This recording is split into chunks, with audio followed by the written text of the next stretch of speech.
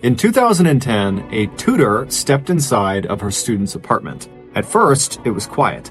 Then a terrified voice called out to her from the bedroom. Had she known what was waiting for her inside of that bedroom, she would have turned and ran.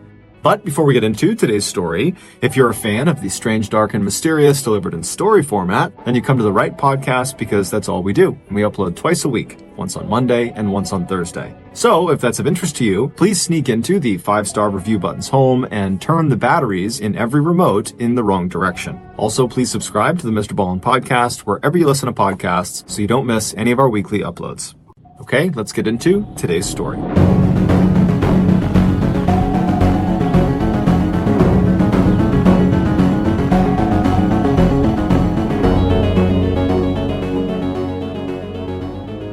When 23-year-old Juri Kibuishi walked into a room, you couldn't help but notice her.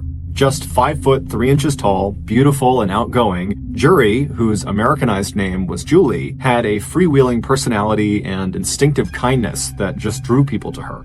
From the flowers that she often pinned in her dark hair to her dramatic eyeliner and colorful painted fingernails, Julie looked like what she was, creative and unconventional. Despite their much more proper and low-key appearance, Julie's Japanese-born parents had always encouraged their daughter's artistic pursuits. And when Julie, a lifelong resident of Irvine, California, was high school-aged, she was accepted into the prestigious Orange County School for the Arts. This was a highly selective charter school that catered to students who were especially interested in the visual and performing arts. But Julie's parents had also stressed the importance to all 4 of their children of getting excellent grades. So even as Julie spent 5 years studying dance and becoming a gifted and passionate performer, she also applied herself with just as much energy to her college preparatory courses. Julie's goal after high school was to dance and to eventually get a degree in fashion design. She found just the program she wanted at Orange Coast College in Costa Mesa, California, one of the top transfer community colleges in the country, and just a 30-minute drive from Irvine, California, where Julie lived with her parents. At Orange Coast, Julie could get her associate's degree and start work in fashion right away, and then if she wanted to, she could transfer to a 4-year college. She would also have time to take dance classes and keep performing. Located 37 miles south of Los Angeles, Costa Mesa is a busy commercial city about a mile from the Pacific coast. Not nearly as expensive as Los Angeles, Costa Mesa was a magnet for aspiring actors and artists and writers who hoped to make their way into some aspect of show business, whether it was movies, the stage, dancing, or scriptwriting.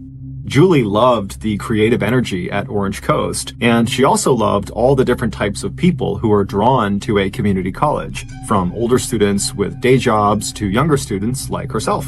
One of these students was 26-year-old Samuel Herr, an Army veteran whose military service included 15 months in a remote and dangerous outpost in Afghanistan. 5 foot 10 inches tall and 200 pounds, Sam had movie star good looks and an outgoing personality. An only child of older parents, Sam's father had served in the Marines, and like his father, Sam had also found purpose, meaning, and self-discipline during his time in the military.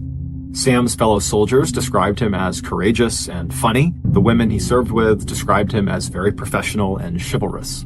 In 2010, after his Army enlistment ended, Sam had also enrolled in Orange Coast College in Costa Mesa. This was the first step in his plan to earn the college degree that he needed in order to re-enter the military as an officer. Although Julie and Sam came from very different backgrounds, as soon as they met each other in an anthropology class, they totally hit it off. Not in a romantic sense. Each of them had serious, long-distance relationships with other people, but as friends. Both of them were very close with their families, they enjoyed socializing, and they both had the same outgoing personalities and the same slightly goofy sense of humor and fun. They also both liked tattoos. Julie had 7 of them, and Sam had ink on both arms as well as a huge heart inscribed with Mom and Dad tattooed on his chest. But on a deeper level, Sam and Julie were also both very serious about getting good grades in college and ultimately achieving their long-term career goals. So as soon as Julie realized that her classmate Sam was struggling in their anthropology class, she offered to help tutor him. One evening, when Sam's parents stopped by their son's apartment and met Julie, who was there helping Sam with his homework, they were both struck by the easy friendship between their son and Julie. And when Julie would go on to describe Sam to her parents, she would say they were just friends. One of the nice things for both of them about being in a strictly platonic relationship was being able to talk to one another about their romantic partners. Julie was in an online relationship with a Marine corporal named Mark, who was stationed in Okinawa, Japan, and Sam was engaged to a German woman named Katerina, whom he had met while he was in the service. Sam also felt comfortable opening up to Julie about his combat experience in Afghanistan and the night terrors that he had brought home with him.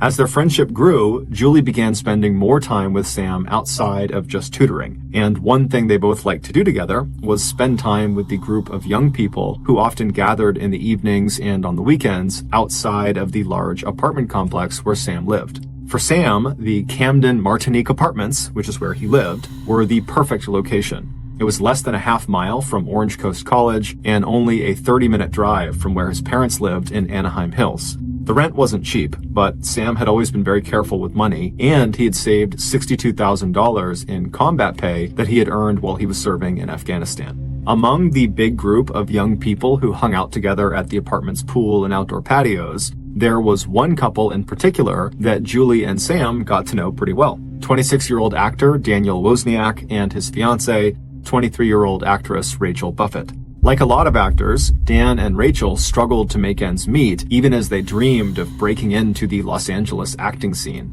Rachel, who was small with delicate features and long blonde hair, still looked the part of the Disney princess she once played at Disneyland when she was a teenager. Dan, who was a big guy, had an easy smile, thick dark hair, good looks, and a booming voice that helped him land lead roles in the community theaters where he and Rachel often starred opposite one another.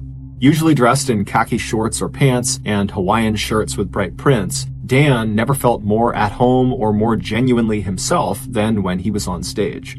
In the spring of 2010, when Julie and Sam met Dan and Rachel, Rachel was busy planning the couple's wedding.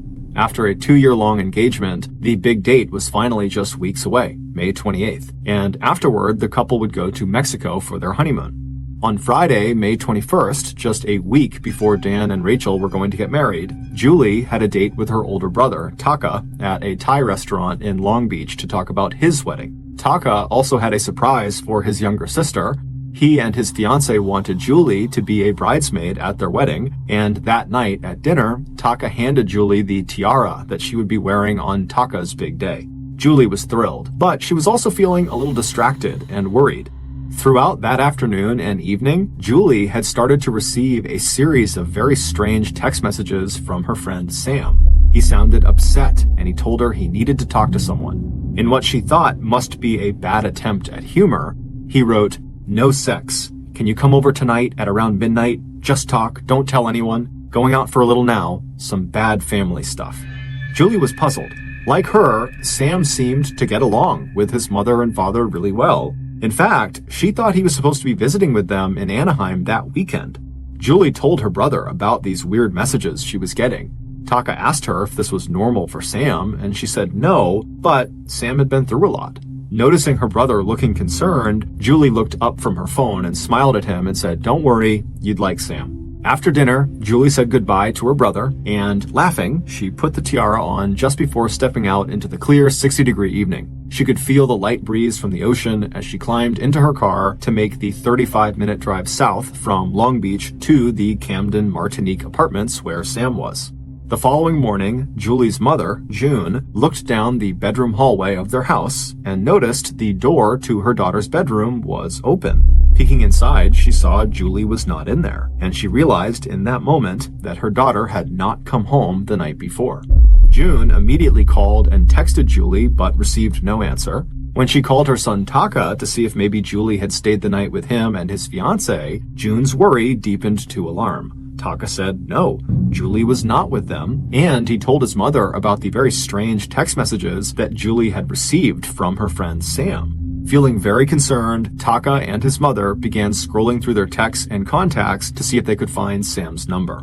Meanwhile, about 20 miles away in Anaheim, Sam's parents had also begun worrying about their child. Sam was supposed to visit them that morning, but he hadn't shown up yet.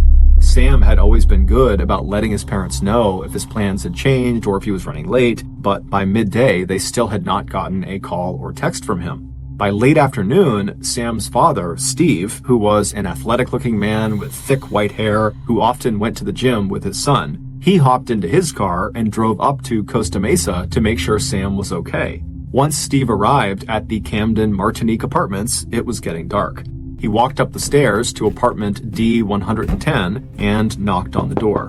When he didn't hear an answer, Steve reached into his pocket and pulled out the spare apartment key that Sam had given him. He unlocked the door and he stepped inside. Turning on the light, Steve saw immediately that there was no one in the kitchen or living room and also no sign of any disturbance. As he headed toward the bedroom, he hoped he'd find his son laid up in bed with a bad cold. Instead, as he pushed open the door to the bedroom and flipped on the wall light, it was like he had discovered a chamber of horrors. Kneeling next to the bed with her upper body lying stomach down on top of the mattress was the body of a young woman. Her jeans, which were cut or torn, had been pulled down almost to her knees. On the back of her sweater, scrawled in black magic marker, were the words, "All yours, F you."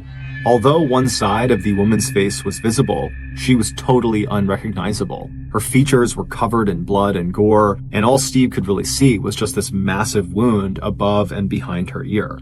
It looked like the back of her head had been blown off. And just above that crater of bone, blood, and brain tissue, Steve saw a tiara tangled in a mass of blood-soaked hair. Shocked, Steve backed away from the gruesome scene, and after quickly checking the other rooms and finding no one else in the apartment, he pulled out his phone and he dialed 911. Near the doorway to the bedroom, police found a colorful shoulder bag. It contained a cell phone and a wallet with a driver's license. The victim, sprawled on the bed and the floor, was 23-year-old Julie Kibuishi. When they were informed by police that their daughter was dead, Julie's parents were devastated. June Hibuishi kept telling the officers they must have made a mistake. The evening before, she and her daughter had been cooking together in the kitchen. When it had been time for Julie to go see her brother at the restaurant, she had changed her clothes, given her mom a quick hug, said goodbye, and stepped out the door. It was impossible to June and her husband that this daughter, who was so kind and so full of life, could now just be dead. As for the Costa Mesa detectives who arrived on the scene moments after receiving Steve Herr's frantic 911 call, every piece of evidence they discovered inside of that apartment pointed to Steve's son, Sam. Sam knew the victim, and from the words written on the back of Julie's sweater and the position of her body that suggested sexual assault, she may have been caught up in a love triangle gone wrong, or been the victim of a domestic dispute with Sam. Most damning of all was the long string of strange text messages that Sam had sent Julie the night before, begging her to come see him immediately. And even though Sam said, quote, "no sex" in one of his text messages, just the mention of sex seemed to indicate that it was possible that these two were, in fact, romantically involved, despite what they told people. And then there was Sam's military background and his combat experience in Afghanistan, and the possibility that Sam, like many combat veterans, was affected by post-traumatic stress disorder. Maybe Sam had just snapped and killed Julie during an episode of combat-related psychosis. The cause of death appeared to be a single gunshot wound to Julie's head, and as a trained combat soldier, Sam would have known how to use a firearm. 24 hours later, when Sam still had not been located or heard from, the Costa Mesa police had found yet another reason to suspect he was their killer. After digging into Sam's background, detectives were stunned to discover that back in 2002, when Sam was 18 years old, he had been arrested and charged in connection with the murder of another teenager. Although Sam was eventually acquitted and cleared of all charges, he had been a serious suspect, and he had spent the better part of a year behind bars. The police wasted no time.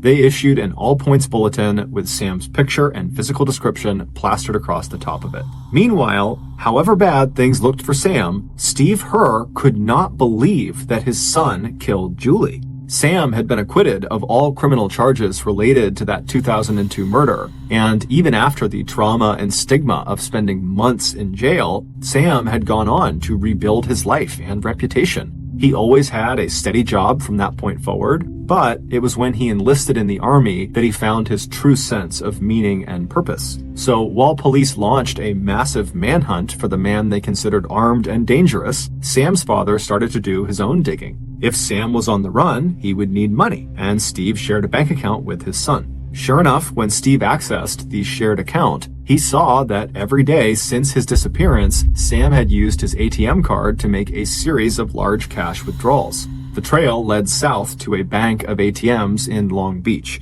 The police had also tracked Sam's ATM card, and unlike Steve, they had access to the video surveillance at the ATMs. Looking at the camera footage, detectives expected to see the face of Sam Herr. Instead, the person seen using Sam's card was a teenage boy carrying a skateboard and wearing sunglasses and a hoodie. When the same ATM card was used to place a pizza order at a nearby pizza joint called Echoes, police were able to get the address of the house where the pizza would be delivered. They staked out that address, thinking that maybe Sam was hiding inside of the house, but when police, guns drawn, entered the house right alongside the pizza delivery person, the only people they found inside were the teenager they'd seen on the ATM surveillance tape and his mother. A terrified 16-year-old Wesley Freilich told police that he had been given the ATM card by a man he knew who was working for a bail bonds agent. The man had told Wesley that the card belonged to a client who had posted bond but then disappeared without paying the agent. According to Wesley, this man who had given him the ATM card was someone his mom knew through the community acting that she did. Wesley said he was a good guy and he trusted him when this guy outlined the plan with the ATM card. Wesley would make withdrawals every day of up to $400 and turn the money over to the man who would wait in his parked car some distance from each ATM machine. As payment for doing this, Wesley would be allowed to use this ATM card to order pizza for himself. The name of this mystery man was instantly familiar to police: 26-year-old actor Daniel Wozniak. Daniel and his fiancée Rachel, who were both friends with Sam and Julie, had been among the residents of the apartment complex that police had interviewed the day after Julie's body had been discovered. And in the course of that routine interview with them, Dan had told police that he and Rachel had last seen Sam on the afternoon of Friday, May 21st, which was the night Julie had dinner with her brother before going to see Sam. Daniel told police that he, Rachel, and Sam had chatted briefly that night, and then Sam had left the apartment complex with a man in a black hat who Dan did not recognize. After determining that the 16-year-old Wesley had no personal connection to Sam Herr, police decided to turn their attention back to Dan. The bail bondsman's story just sounded like a total fabrication. They now suspected that Daniel might be helping Sam get money, and that Dan might even be hiding or covering for his friend. But tracking down Dan for a second interview turned out to be much more difficult than the police expected. When they finally reached Dan on his cell phone and asked him to come into the Costa Mesa police station for another interview, Dan was evasive. He wanted to help, but he was busy. It was the final week of the play 9, in which he and Rachel had starring roles. They were also just days away from getting married, and when they weren't rehearsing or on stage, they were busy with last-minute wedding plans. Frustrated, detectives decided not to wait any longer. On the evening of May 25th, just 3 days after Julie's murder, detectives crashed Dan's bachelor party. They found Dan, dressed in his trademark khaki pants and Hawaiian shirt, at a suburban Japanese restaurant named Tsunami in Huntington Beach. Guns drawn, police entered through both the front and back doors. That way, no one could get out of the restaurant without being seen. At about 10 p.m., in front of his stunned group of friends, police snapped handcuffs on Dan and charged him with accessory to murder. Dan was completely shocked, and the color in his face just completely drained. But once Dan was inside the police station, his demeanor changed. He suddenly seemed somewhat composed and told police that he wanted to tell them what his real connection to Sam Herr was.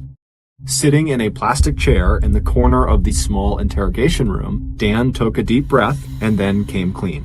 He told police that the whole bail bondsman thing that the 16-year-old kid was involved in was indeed a fabrication. It was a cover for a credit card scam that he and Sam were in on together. The way it worked was Wesley, the 16-year-old, would make a series of large cash withdrawals using Sam's bank cards, and then Sam would put in a claim with his bank saying he never authorized the withdrawals. This, of course, allowed Sam and Daniel to keep the cash Wesley had taken out, as well as the reimbursement money they would get from the bank. Wesley did not realize this was going on. He thought this was all legit, and he really was working for Daniel, who was working with a bail bondsman, and Wesley thought he was just getting some free pizza out of it.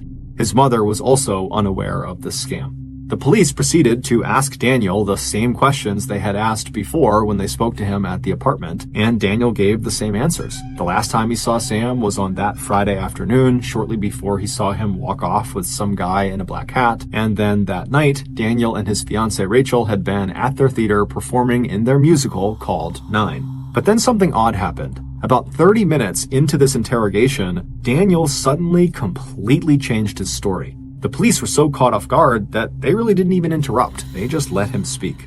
One minute, Daniel was talking about this credit card fraud scam, and then the next minute, without missing a beat, Dan told detectives that, well, in fact, Friday afternoon had not been the last time he had seen Sam. In his new version of events, Dan told police that in the very early hours of Saturday, May 22nd, Sam had knocked on the door of Dan and Rachel's apartment. When Dan got out of bed and walked through his darkened living room and opened the door, he saw his friend standing in the doorway looking totally frantic and disheveled. Sam immediately told Dan that something horrible had just happened and that the two of them were in trouble and they needed to get the F out of there as soon as possible. Dan, who thought this must have something to do with their credit card scam, immediately stepped back into his apartment and, being careful not to wake up Rachel, put on his clothes. A few minutes later, he and Sam were driving Sam's car south to the Long Beach Town Center Mall where Sam had asked to be dropped off. And it was during that drive that Daniel heard exactly what the horrible thing was that had just happened. And it had nothing to do with a credit card scam. Sam went on to tell Dan that Julie was in his apartment and that he had killed her. Dan told police Sam's exact words. "I shot somebody. It was a fit of rage. I was doing some heavy drugs. I'm not happy about it, but she had it coming." The two detectives looked at each other. This was exactly the break in the case that they had been hoping for. Daniel's story had just confirmed their own reconstruction of the crime. Now they hoped that Dan could help them locate their killer, Sam. According to Dan, he had no idea where Sam was or where he was going, and that before they parted ways, before Sam got out at that mall, he had threatened Dan and told him that if he went to police and ratted him out, that Sam would come back and kill him, or he'd come back and he would kill his fiancée Rachel. And so when police had questioned Dan and Rachel the day after the murder had been discovered, Dan had panicked and lied to police in order to protect himself and his fiancée. He told police there was no man in a black hat, that he had made that up. At this point in the interrogation, Daniel was a wreck, and he just repeatedly apologized to police for misleading them.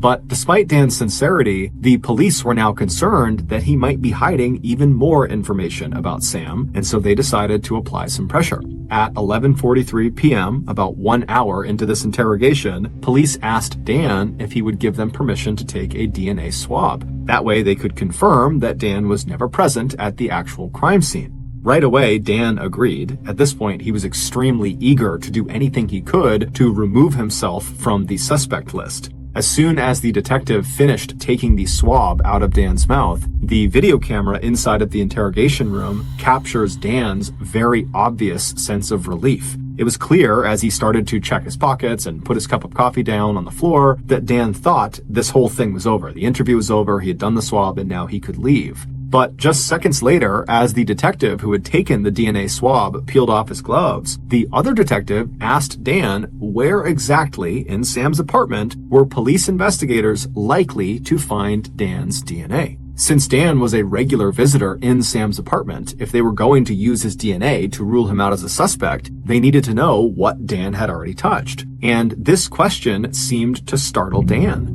The camera footage showed him running his hands through his thick black hair, and for the first time, Dan looks kind of nervous, but he does tell police that they are likely to find his DNA in both the bathroom and perhaps out on the patio. Those are the two places he would go inside of Sam's apartment. After Dan says this, one of the detectives asks Dan point blank, "Did you see Julie's body inside of Sam's apartment?" Dan practically shouted that he had not, that all he knew about the murder was what Sam had told him in the car on the way to the mall that night. But the detectives, noticing that Daniel was really starting to fall apart and act nervous, they decided to ramp up the pressure by bluffing. Leaning forward towards Dan, who was now leaning back in his chair, one of the detectives asked Dan, "So, if you claim you were only in Sam's bathroom and patio, then why did we find your DNA inside of Sam's bedroom near Julie's body?" Now, keep in mind, they had no way of knowing if his DNA was inside of that apartment. They wouldn't have known for weeks. But Dan didn't know that. He thinks what they're telling him is factual. And as soon as they said this to him, Daniel changed his story again. Looking totally defeated, Dan slumped down in his chair and he said, Okay, I'll tell you. This is what really happened. According to Dan, when Sam arrived at his apartment in the early morning hours of Saturday, May 22nd, and told Dan they needed to get the F out of there, before they got in the car and drove away, Sam had told Daniel what he had done and then took Daniel up to his apartment and actually showed him Julie's body.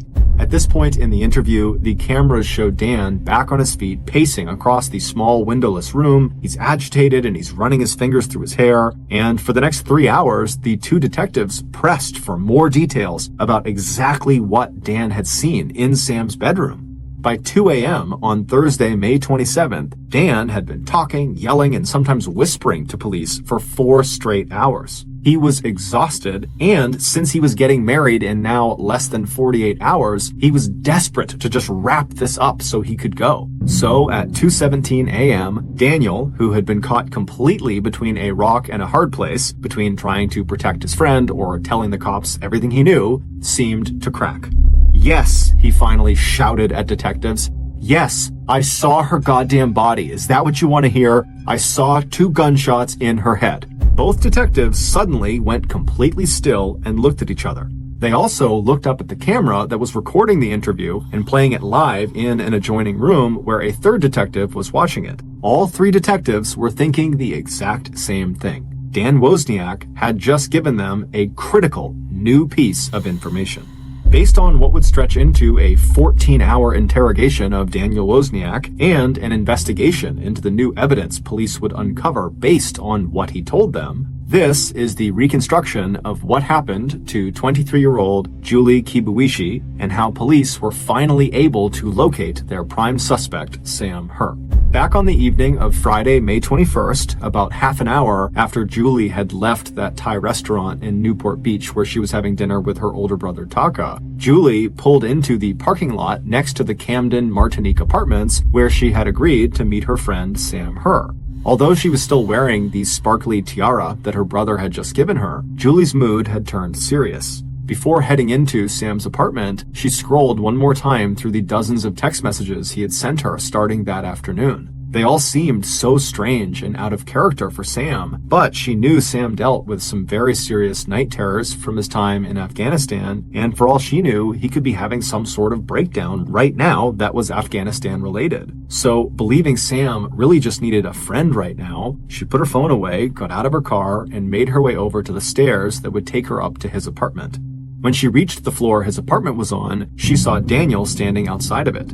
It turned out Dan had become worried about Sam too when Sam had not been responding to his knocks on his door. Dan told Julie he did have a spare key and thought, maybe the two of them should just go inside and see what was going on. Grateful for the company, Julie waited a minute after Dan had unlocked the door and walked inside, then she followed Dan into the apartment. There was no sign of Sam, but a few seconds later, Julie, who was standing in the front area of the apartment, she heard a terrified-sounding Dan call out from Sam's bedroom in the back of the apartment. She asked what was going on, and Dan just called out, "You'd better come in here. There's something in his bed that you need to see." And so Julie began walking towards the bedroom. Several hours earlier, Daniel had called Sam and asked him to go with him to one of the small community theaters where Dan often performed. It was called the Liberty Theater and was located about 30 minutes north of their apartment complex. Daniel needed help moving a heavy piece of set furniture that was wanted by another local community theater. Sam agreed, and the two met outside in the parking lot of their apartment building. Then they hopped into Sam's car and they headed north. Once they arrived, Dan led Sam through the empty theater, and when they were backstage, they climbed a flight of stairs to the second floor, and then once they were up there, Dan pointed out a dusty wooden ladder that led up to the attic. So up they went, and as soon as they were up there, Dan quickly walked over to this big piece of furniture and signaled to Sam that that was it. That was the piece they were going to move. Sam nodded and moved past Daniel and took up a spot next to him, kind of crouching down to get a good grip underneath this big piece of furniture. Little did Sam know that his friend, Daniel, who was now standing behind him, could not have cared less about moving furniture. Instead, Dan was quietly pulling out a .38 caliber semi-automatic pistol. And then once it was out, he aimed the pistol carefully at the back of Sam's head, and then he pulled the trigger.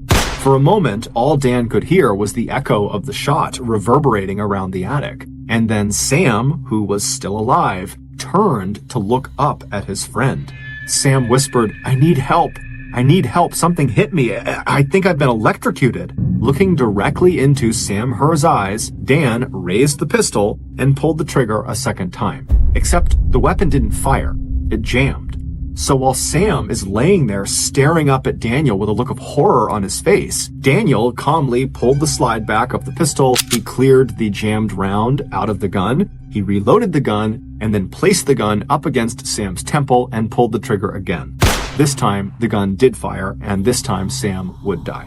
Then Dan, stepping carefully to avoid the blood that was spreading out across the floor, bent over Sam's body and removed his phone, and rifling through his friend's wallet, Dan pulled out Sam's passport and Sam's ATM and credit cards. Flipping Sam's phone open, Dan began to send what would be a long string of text messages to Julie. Each one was carefully scripted to draw her to Sam's apartment later that night and to look to an outsider as though Sam was in the midst of a personal crisis and that he and Julie were somehow romantically involved. Leaving Sam's body where it had fallen, Dan climbed back down the wooden ladder, down the flight of stairs to the ground level, left the empty theater, and got into Sam's car. But before going back to his apartment, Dan picked up the 16-year-old Wesley Freilich, and they made their first withdrawal using Sam's ATM card. Once he had returned to the Camden Martinique apartments, Dan had just enough time to shower, change his clothes, and send Julie yet another round of strange text messages from Sam's phone.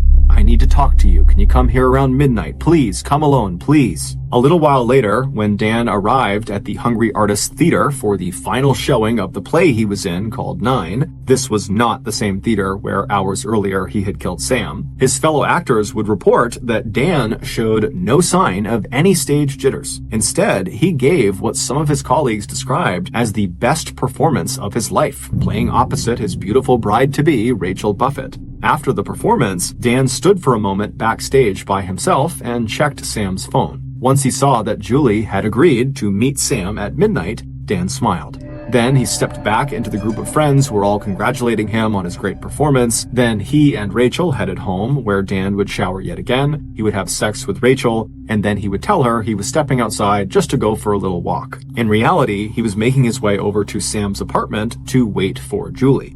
At midnight, Julie arrived, and then when they both went inside and Dan went into the back bedroom and called out for Julie, Dan did, in fact, have something he wanted Julie to look at in the bed, but not because there was anything for her to actually see. Once Julie had walked into the bedroom and put her bag down and stood in front of the bed, not seeing anything on it, Daniel reached around her and pointed at the center of the bed and told her she needed to look closer to see what he was talking about. And so confused, Julie leaned forward, looking at the center of the bed where there was nothing, and as she did that, Dan pulled out the same pistol he'd used to kill Sam earlier in the day, and he aimed it at Julie, and he fired 2 shots into Julie's head, hitting her just below the tiara that was now tangled in her blood-soaked hair. Moving quickly, Dan arranged the scene as he would any other stage set. Using scissors he had brought with him, Dan cut through the waistband of Julie's jeans, pulling them down around her hips to make it look like she had been sexually assaulted. Then he took a black magic marker and wrote, "All yours, F.U." on the back of her sweater. Satisfied that he had created the perfect frame job that would have police chasing down Sam Herr as Julie's murderer, and knowing police would never find Sam, Dan backed away from Julie's mangled and bleeding body and returned to his own apartment, where he showered yet again. The next day, Dan returned to the Liberty Theater where he had killed Sam. This time, he brought an axe and that same pair of scissors with him. Returning to the attic, Dan used the scissors to cut off Sam's clothes, and he used the axe to dismember Sam's body. Dan left Sam's naked and headless body upstairs in the theater, but using plastic bags he had picked up at a nearby cafe, Dan packed up Sam's head and hands and one arm and stuffed them into a backpack. Then, Dan left the theater, drove to the El Dorado Nature Center 3 miles away, and there he scattered Sam's remains in shallow openings he found or dug near the bases of trees and under bushes. Then, Dan, who was so far behind on his rent he would soon be evicted from the Camden Martinique apartments, and who desperately needed money to pay for his upcoming honeymoon, headed for the ATMs where he would meet Wesley Freilich and collect another $400 installment of Sam Herr's combat pay. It is possible that Daniel might have gotten away with the brutal murders of Sam and Julie, but in those early morning hours of May 27th in the Costa Mesa police station, at about 2 a.m., when Dan was asked by detectives what specifically he had seen when he looked at Julie's body sprawled out on Sam's bed, Daniel Wozniak delivered exactly the wrong line. "I saw 2 gunshots in her head." All 3 of the police officers who were listening to that interview knew that anyone who was just looking at Julie's body, like Dan claimed he was doing, they would only have been able to tell there was a single wound. It would not have looked like 2 distinct gunshot wounds. So the only way Daniel could have known that there were 2 gunshots in Julie's head was if he had fired those shots himself. So when he still kept denying any involvement, the police told Dan they knew he was lying and they put him into a jail cell. They reminded him he was under arrest for being an accessory to murder, and the only way he'd be leaving is when he told them everything he really knew about Julie's murder. And then the following afternoon, at about 1:15 p.m., Dan would further implicate himself during a conversation he had from the jail with his fiancée Rachel Buffett. By then, Rachel knew Dan had been arrested. She had also found out from Dan's brother, Tim, that Dan had given Tim a backpack filled with bloody clothes and a .38 caliber pistol, Sam's passport, phone, wallet, and 2 spent shell casings. Instead of destroying the bag as Dan had told him to, Tim had just thrown the backpack over the fence behind their parents' house. When Rachel told Dan on the phone in a call that was recorded by police that she was going to tell the detectives what she knew, including the existence of this backpack, Dan whispered into the receiver, "Then I'm doomed." 30 minutes after this phone call with Rachel, Daniel would signal to police that he was ready to confess to what he did. The cameras show him sitting at a small table in the interrogation room, elbows on the table, head resting in his hands. Yes, he had murdered Sam because he wanted that $62,000 in combat pay that Sam had saved from his deployment to Afghanistan. And yes, he had murdered Julie just as a decoy, a way to mislead police into thinking that Sam had disappeared because Sam was not a war hero, but rather a killer who had gone on the run after murdering Julie in a fit of rage or jealousy.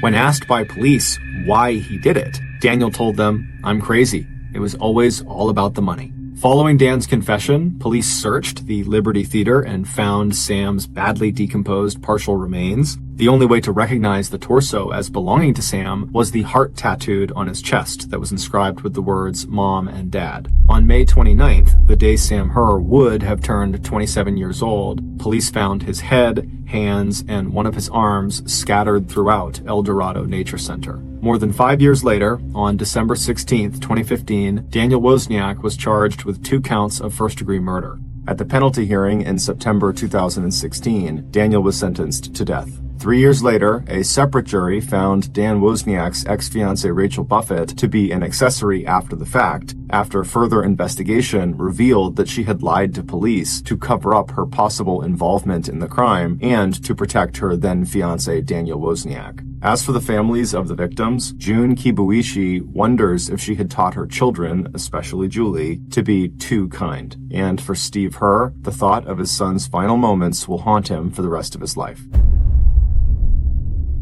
Thank you for listening to the MrBallen Podcast. If you got something out of this episode and you haven't done this already, please sneak in to the 5-star review button's home and turn the batteries in every remote in the wrong direction. Also, please subscribe to the MrBallen Podcast on Spotify, Apple Podcasts, Amazon, Google, and anywhere else you get your podcasts. This podcast airs every Monday and Thursday morning, but in the meantime, you can always watch one of the hundreds of stories I have posted on my YouTube channel, which is just called MrBallen.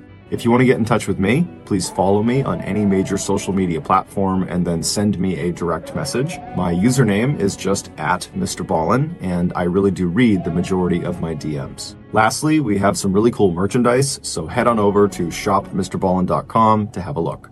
So that's going to do it. I really appreciate your support. Until next time, see ya.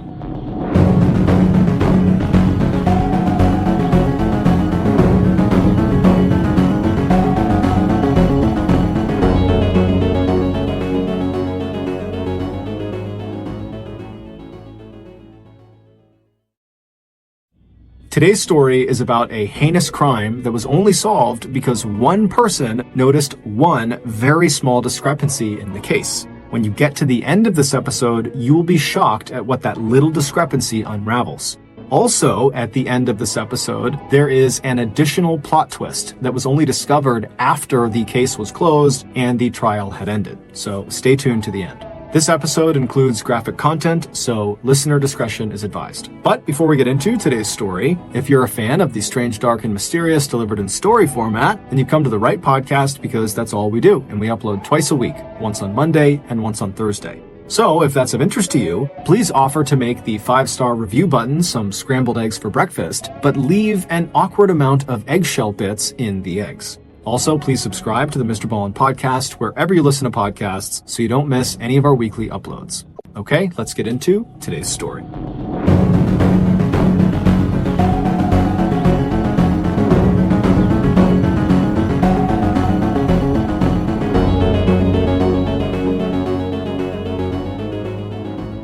"58-year-old Charmin Stock woke up early on Easter Sunday, April 16th, 2006. She was sure she heard the sound of raindrops on the roof of her 2-story white farmhouse. She sat up in bed, already worried that her Easter egg hunt that she had planned for her 4 grandchildren that afternoon would be rained out. But just a second later, her husband of 48 years, Wayne Stock, reached over and gave her a gentle, reassuring pat on her back. Wayne knew how much his wife loved Easter. "Don't worry," he told her. "It's not rain, it's just the wind. I checked the weather last night, and it's going to be a beautiful day." At around 6:30 in the morning, the couple got out of bed, and Charmin headed downstairs to the kitchen to make sure that each of the Easter baskets she had put together for her grandchildren were perfect. Then she opened the refrigerator and started prepping food for the big family dinner she was going to make later that day. And as she did this, she looked out the window, and just like her husband had predicted, the sun was already starting to poke through the clouds. Just an hour later, dressed in their best clothes, the Stocks were sitting inside Ebenezer United Methodist Church, saying hello to their neighbors and friends, catching up on local news, and just really enjoying one of their favorite holidays. The Stocks lived in a tiny town in eastern Nebraska called Murdoch. It was the kind of place where everyone knew each other and no one was worried about leaving their doors unlocked. In this tight-knit village of 270 people, Wayne and Charmin were especially well-liked and respected. They were active in the church, mentoring teens and teaching Sunday school. They also served on the school board, and Wayne had served in the Nebraska National Guard. Charmin had spent 17 years as a teacher's aide in the local elementary school, and now she operated a small business out of her house making specialty wedding cakes. In addition to the 1,000 acres of land Charmin and Wayne owned and farmed, the Stocks also had a successful business growing and selling hay. At 9:40 a.m., the organ music started and the congregation quieted down. As the couple waited in silence for the greeting from their pastor, Wayne and Charmin bowed their heads and gave thanks for all their blessings. On their way out of the church that morning after the service, Pastor Joe Wacker asked the Stocks what they were up to for the rest of the day to celebrate the holiday. As Charmin told him excitedly about her Easter egg hunt that she had planned for her grandkids, Pastor Joe smiled.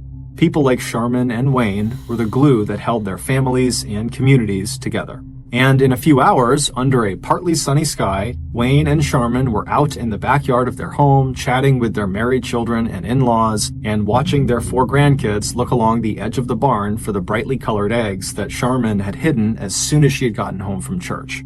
Andrew Stock, the son who would one day take over the family hay business, was spending Easter with his fiance's family. But he had told his parents that he would be by their place that evening to pick up his dog. Andrew had just gotten a new puppy, and that morning he had dropped it off with his parents so that they could look after it for the day. So at around 8 p.m. that night, just as the Stalks had put away the last dinner dishes and picked up the house, they heard the sound of Andrew's truck in their driveway. It had turned into such a beautiful and clear and mild evening that the three of them decided to just stay outside on the back deck and chat for a bit. Sharman told Andrew all about the Easter egg hunt and how much the grandkids loved it. Then Andrew and his dad spent a few minutes chatting about hay prices and what needed to be done around the farm. Andrew told his father that he'd be back over the next morning to work in their hay office, and then Andrew picked up his tired puppy that had fallen asleep in the kitchen. He got back into his truck, he waved to his parents, and then he headed back down their driveway to the main road. As he looked in his rearview mirror, he saw his mom and dad turn towards their front door, take each other's hands, and step back inside of their house. The next morning, Andrew got up early, he grabbed a cup of coffee, and he headed outside to his truck. He drove the roughly 30 minutes to his parents' house, pulling into the parking area just outside of the office building for their hay operations, which was a small standalone structure set a ways back from the farmhouse. His mom and dad were both early risers, and his dad liked to get started on his chores right after breakfast. So as Andrew walked toward the hay office, he thought it was odd when he glanced over in the direction of the farmhouse and saw his father's truck still parked outside where he had left it the night before. So before going into the office to start his day, Andrew decided to go check the garage that was near the hay office and see if maybe his dad had just decided that morning to drive his wife's car instead of his own truck. But when Andrew went inside the garage, his mom's car was still there. Andrew suddenly felt like maybe something was wrong. The quickest way to get in touch with his parents from where he was just to call them on the office phone rather than walk or drive all the way across the property to the farmhouse. So quickly, Andrew left the garage and went into the hay office building and picked up the phone to dial their number. However, when he put the phone to his ear, his sense of worry rapidly turned into alarm because there was no dial tone coming out of the phone. It was disconnected. And Andrew could not think of a single reason why his parents would have disconnected their landline. It made no sense. So Andrew, now panicking, rushed out of the office, hopped in his truck, and sped across the big property to his parents' farmhouse. At 2 minutes before 9 a.m., Andrew knocked loudly on his parents' side door. When he didn't hear anything, he turned the knob and discovered that the door was unlocked. He stepped inside and immediately called out to his parents, but the house was quiet. And the kitchen, where he could always find his mom and a fresh pot of coffee, was empty. Andrew began to pray out loud that his parents would be okay as he walked from the kitchen toward the stairs that would lead to the second floor. As he walked up the stairs, he did what he'd done since he was a child. Without thinking, he dragged his right hand along the wall. And as he did, he felt something a little bit rough under his fingertips. When he turned to see what it was, he saw dark red smears and little red spots all over the wallpaper. And when he got to the top of the stairs and could see into the second floor hallway and master bedroom just beyond, Andrew saw something that would haunt him for the rest of his life. Andrew turned around and ran back down the stairs out to his pickup truck, where he frantically grabbed his cell phone and dialed 911. 12 minutes later, the ambulance arrived. The medics pushed past Andrew and they went into his parents' house and headed up the stairs. When they reached the top, where Andrew had been standing 15 minutes earlier, they found Andrew's father, Wayne, lying in a pool of congealed blood. Just beyond Wayne, through the open master bedroom door, the medics could see another body. It was Wayne's wife and Andrew's mother, Sharman. She was lying on her back on the floor next to the bed. Her legs were outstretched towards the door, and a telephone receiver was still in her hand, like she had been trying to place a call when she died. Although the medics sprang into action looking for any signs of life on either of them, they knew their attempts were futile. It was immediately clear to them, as it had been to Andrew, that Wayne and Sharman were both dead. By the time police arrived, just 8 minutes after the ambulance had pulled up to the house, Andrew was on the phone with his brother and sister, telling them that something horrible had happened to their parents, and they needed to get out to the farmhouse as fast as they could. His sister Tammy remembered thinking at the time that whatever had happened, her brother must be exaggerating. The sleepy little town of Murdoch where they lived had to be one of the safest places in the world, and Tammy knew her parents were in good health. She had just spent the day before, Easter Sunday, laughing and talking with them, so they had to be just fine. But as she left work and climbed into her car, Tammy found herself repeating a prayer over and over again. "The good Lord protects us. The good Lord protects us." But only a few minutes later, she would arrive at the farmhouse and would learn that both of her parents had been murdered. Tammy and her two siblings, Andrew and Steve, weren't the only people who were shocked and horrified by what had happened to Wayne and Charmin Stock. Local police had never seen anything like the grisly crime scene they discovered inside the farmhouse, and as word spread throughout Murdoch, the Stock's neighbors and friends also reacted with total disbelief. The investigation into the murders was immediately assigned to the local sheriff's office, but the sheriff knew he did not have the manpower or the experience to deal with this kind of a crime. So before he even left the crime scene that day, he called the state police and the nearest Nebraska crime scene investigation unit and asked them for help. Both organizations agreed and promised to have some of their people in Murdoch within the hour. The commander of the crime scene investigation unit was a man named David Caffode, a criminal profiler and legendary crime scene investigator who had a reputation for finding forensic evidence that everyone else had overlooked.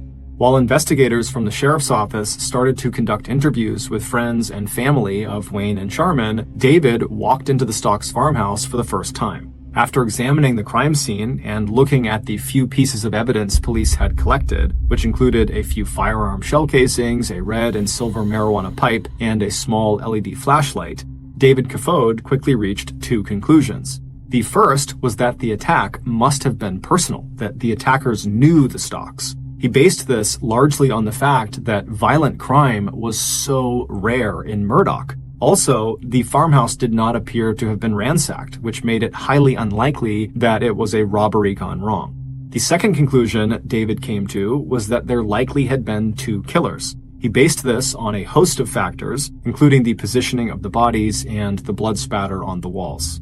On his way off the property, David told the state and local police that he believed this was a revenge killing carried out by two young men. He told the investigators that they should be looking for men who had a grudge against Wayne or Charmin or both, or who were at or near the Stock property in the last 24 hours.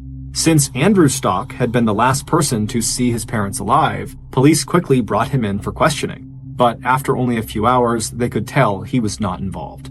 There was absolutely no history of any trouble between him and his parents, and there was no financial motive since Andrew was already in line to inherit the family hay business. But police could not say the same thing for another member of the Stock family, Andrew's cousin, 28-year-old Matt Livers, who was the son of Wayne Stock's brother. Several relatives had told investigators that Matt had a history of conflict with Wayne and Charmin, who were his uncle and aunt, including a disagreement over who would inherit a house that belonged to Wayne and Charmin. So at about 11 p.m. on April 17th, 14 hours after the gruesome discovery at the Stocks farmhouse, a state police investigator and a sheriff county investigator brought Matt into the local police station for questioning. Although Matt admitted to arguing with his aunt and uncle, he denied any involvement in their murders. 4 hours later, when the police had not been able to find anything that connected Matt to the crime, he was allowed to return to the house he shared with his girlfriend in nearby Lincoln, Nebraska. In the meantime, other investigators had gotten a description of a light tan sedan car that a paper carrier had seen early on the morning of the 17th, parked near a fence between the Stocks property and an adjacent cemetery. The paper carrier also told police that this same car had passed him going very fast in the general vicinity of the Stocks home the night before. State and local investigators soon found a car that matched that description. It was a 1998 Ford Contour that belonged to a man named William Sampson, whose 21-year-old brother, Nicholas Sampson, happened to be the cousin of Matt Livers. On April 20th, 3 days after the killings, the Crime Scene Investigation Unit conducted a thorough examination of the Ford Contour. Although they did not find any physical or forensic evidence that linked the car to the Stock murders, they did discover that the car had recently been thoroughly cleaned and wiped down. So even without hard evidence, the fact that officers could draw a connection between a potentially suspicious vehicle and Matt Livers, and that Matt was the only suspect police could identify who had a personal motive for hurting Wayne and Charmin, investigators tightened their focus on Matt. They kept him under surveillance, they examined the trash he removed from his home, and they questioned his friends and his coworkers. Then, on the morning of Tuesday, April 25th, which was 8 days after the Stalks had been killed, investigators brought Matt Livers into the station where they gave him a lie detector test. After the test, they brought him into a room for another round of interrogation. Despite Matt repeatedly saying he had nothing to do with the murders, no one believed him. And at the conclusion of this 11-hour straight interrogation session, police would tell Matt that he failed his lie detector test. Shortly after hearing this, Matt Livers confessed that he and his cousin, Nicholas, had in fact killed Wayne and Sharman Stalk. The Stalk children were devastated all over again. Not only had they lost their parents, but now members of their own family had admitted to committing the murders. They did not want to believe it, and aside from Matt's confession, there still was no hard evidence actually linking Matt or Nicholas to the killings, and so some of the Stalk family actually held out hope that maybe there had been a mistake. But that would change on May 8th, 3 weeks after Wayne and Sharman were found. Known for his thoroughness, the legendary crime scene investigator David Caffode ordered a second examination of the inside of the Ford Contour. And this time, he conducted the search himself. After going over the car interior 1 inch at a time, David discovered a single speck of blood underneath the dashboard. DNA testing showed that the blood belonged to Wayne Stalk. This was the official nail in the coffin for Matt and his cousin Nicholas. They were both promptly charged with murder and sent to jail to await trial. While the residents of Murdoch breathed a sigh of relief knowing the killers were now behind bars, the police announced publicly that the bloody crime that had sent fear and shockwaves through the town and that had made headlines in the national press had been solved and the case was closed. Or rather, it would have been closed if it hadn't been for a single question raised by a young investigator named Christine Gabig, who worked in the sheriff's crime lab that had analyzed the evidence collected at the scene of the Stalk murders.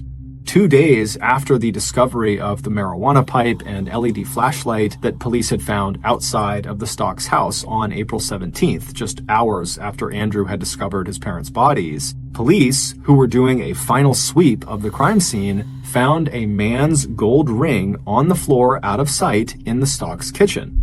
The ring did not belong to either Wayne or Sharman, but the team investigating the murders did not think the ring could be connected to their case. They decided it was more likely that the ring had just been dropped in the kitchen sometime in the past by any number of visitors or family members, and no one had found it until now. But to Christine, the ring was a loose end that needed to be tied up. She knew Sharman ran her cake business out of her kitchen, and after asking around, it turned out Sharman had a reputation for being a perfectionist who kept her kitchen immaculately clean at all times. And so Christine's thinking to herself, how is it possible that Sharman is in this kitchen all the time, constantly cleaning it up and constantly making sure it's perfect? How does she not find this ring when we found it within a couple of hours of being in our house? It just didn't make any sense. Christine decided she would try to track down the owner of the ring to see how it wound up in the Stalk household. When she looked at the ring, she saw there was a jeweler's mark on it, as well as an inscription that said, "Love always, Corey and Ryan." The inscription was distinctive because it was on the outside of the ring rather than the inside of the gold band. It took a while, but finally, in mid-May of that year, Christine was able to trace the jeweler's mark to A&A Jewelers in Buffalo, New York. Christine picked up the phone and she called the number for the store, and it would turn out, had she waited even a few hours longer to make that call, she likely never would have figured out who this ring belonged to. Because the day Christine called that jewelry store was literally the day they were going out of business. Mary Martino, who was an employee at this jewelry store, was about to disconnect the phone line when the phone rang. She picked it up, and without even waiting for an answer, she told the caller, who was Christine, that they were shutting down the store for good and, best of luck to you, and she was about to hang up. But Christine butted in and said, "Please, I'm a police officer and I need your help finding the owner of a ring that you sold. It's involved in a homicide case." Mary was very surprised to hear this, and also pretty excited. The idea of assisting in a murder case was kind of thrilling. So Mary spent the next 3 days and 2 nights in the jewelry store's warehouse tracking down the order for that gold band. 4 days later, Mary called Christine back and told her that the ring had been shipped to a Walmart in Beaver Dam, Wisconsin. 70 phone calls to Wisconsin later, and Christine had found the ring's owner, a man named Ryan who lived 2 full states away from Murdock, Nebraska. The ring had been a gift from his ex-girlfriend, Corey. Christine could just about see Ryan shaking his head on the other end of the line. He said, "I have no idea how my ring got to Nebraska." It turned out that Ryan's ring had been inside the glove compartment of his red Dodge Ram pickup truck, and that truck had been stolen in Wisconsin on April 15th, 500 miles away from Murdock, Nebraska, and 2 days before the murders of Wayne and Sharman Stock. And then Ryan's truck had been found abandoned a few days later on April 18th in Louisiana, 3 states away from Murdock, Nebraska. And the people who police believed had stolen Ryan's truck, 17-year-old Jessica Reed and 19-year-old Greg Fester, were already in police custody in Wisconsin. On June 6th, roughly 2 weeks after Christine made this discovery about the ring, the same 2 investigators who had gotten Matt Livers to confess to the murders of Wayne and Sharman Stock arrived in Dodge County, Wisconsin, and conducted separate interviews with Jessica and her boyfriend Greg, who'd been accused of not only stealing Ryan's pickup truck, but also going on a 4-day crime spree over that Easter weekend that took them from Wisconsin to Louisiana. And needless to say, investigators were shocked at what the teenaged couple told them. They claimed that they knew who killed Wayne and Sharman Stock, and it was not Matt Livers and Nicholas Sampson. Based on those interviews with Jessica and Greg, and new evidence that police would uncover over the next 5 months, the police would come to the same conclusion as the teenagers. Matt and Nicholas were innocent. They did not kill Wayne and Sharman Stock. The following is a reconstruction of what actually happened to the Stock couple. But before we get into the rest of the story, I'd like to talk to you about today's sponsors. Okay, back to the story.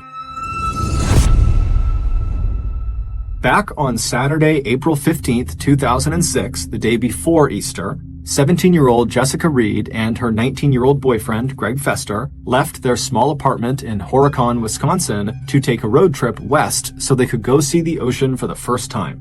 Jessica, who had once been a high school honor student and cheerleader, had dropped out of high school following her parents' divorce. She had started using drugs and began dating Greg, who had a long history of drug and alcohol abuse, as well as an extensive criminal record.